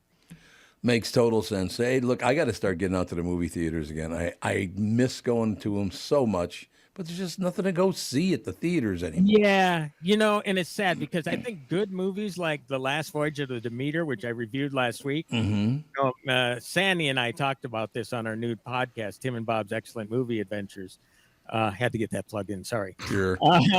But it's like the biggest problem with a movie like that is Last Voyage of the Demeter. Well, unless you read Dracula by Bram Stoker. Right. A Demeter? What the hell is that? You don't have Dracula in the title. I mean, you're just shooting yourself in the foot trying to get a movie like that marketed and sold. And that movie was a huge bomb last weekend. So I guess what I'm saying is there are good movies out there. It's just that there's this misperception that if a movie doesn't make a lot of money, it's deemed a quote unquote bomb. Bomb doesn't necessarily equate to a bad movie. What it equates to is bad box office. And why the hell should any of us care about how much money these studios make? I want to go to the damn movies and just be entertained. And if it entertains me, the best I can do is tell you about the film and hopefully get you to see it. And that's all I can do. But people should not pay attention to box office numbers. No, I agree. It's just a big misconception. So, Tim, I have a question for you. Oh, yes, the mic's not on. Yeah, hang on one second. I just wanted to make sure Doug was set with his mic before I turned him on. So, okay, now we're good. Go ahead, bud. I have a question for you, Tim. This was a very famous movie, and I found it completely unwatchable. What's wrong with me? Everything, Everywhere, All at Once. I made it through 25 minutes. I'm like, I hate this. Yeah, it's an artsy-fartsy movie to the nth degree, man. And, the whole thing is something like that. And I say this every single year, the Academy Awards, they become all about the artistes when it comes to handing out the awards so they can look all sophisticated and stuff like that. I kind of like quirky movies. I'm a huge Charlie Kaufman fan, and I don't think he's ever made a dime, but this was just you're talking about a movie that was totally overhyped and oversold. Okay, then I'm glad I'm not the only one. Thank you. You made me feel better going into the weekend. I mean, I liked it, okay? I like Ke Kwan, who is Short Round in Indiana Jones. I love people like him and Michelle Yeoh. I love seeing actors like that getting their just due. Okay, I do admire that. It's just that it came in a very, very strange movie. I mean, you got to admit, sometimes you just got to be honest with your audiences. I can pretend to be a snooty critic and say, oh, yes, that was high art. It was the best thing I saw all year. No, it was not. Top Gun Maverick. Top Gun Maverick was the best movie last year. Okay, so it's kind of like the same thing with Oppenheimer. I mean, Yeah, I mean, critics are falling all over themselves about it, pretending that they're smart watching this and writing like they're smart, but in truth, that's kind of they're negative. just as confused as everybody else is, but they don't want to admit they're dumbasses. Yeah. I'm a dumbass. I didn't get it completely, but that's okay. I mean, what I got from Oppenheimer was, you know what? This is a fascinating story. It's very complex in the way it's told, but what it does do is it makes me want to go back and look into the history books and see how the whole thing came together. That is fascinating to me, and I think that is what a director like Christopher Nolan is going for. He told me this personally when I interviewed him for Interstellar. I said, Chris, I do not get this movie altogether. And he says, you're not supposed to. You're not supposed to know how the bomb is made. You're supposed to know how James Bond gets there in time to defuse it. You're supposed to be entertained. So, yeah, it's those artsy fartsy movies, man. They really do take hold. And again, people think they're the greatest thing in the world because critics are falling all over themselves over it. But in fact, how much less did it make than Top Gun Maverick, the best movie of 2022? A hell of a lot more money. And and again, it shouldn't be about money, but I think that one was a mandate that audiences love that freaking movie and everything everywhere all at once. Once is enough. Once is enough. Yeah. All right, Timmy. Timmy Lammer, sponsored by Bradshaw and Bryant, personal injury lawyers, Michael Bryant at Bradshaw and Bryant. So that's everything for this week, Timmy. It is a non-superhero movie, Heart of Stone. And I say non-superhero because Gal Gadot stars in it.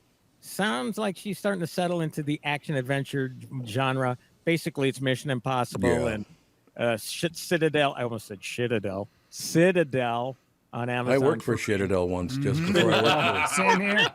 And that's nothing about the series. Citadel is a great series, but it just kind of feels like all of those sorts of things. So if you want something on streaming, it's entertaining enough, but again, kind of a cookie cutter sort of plot.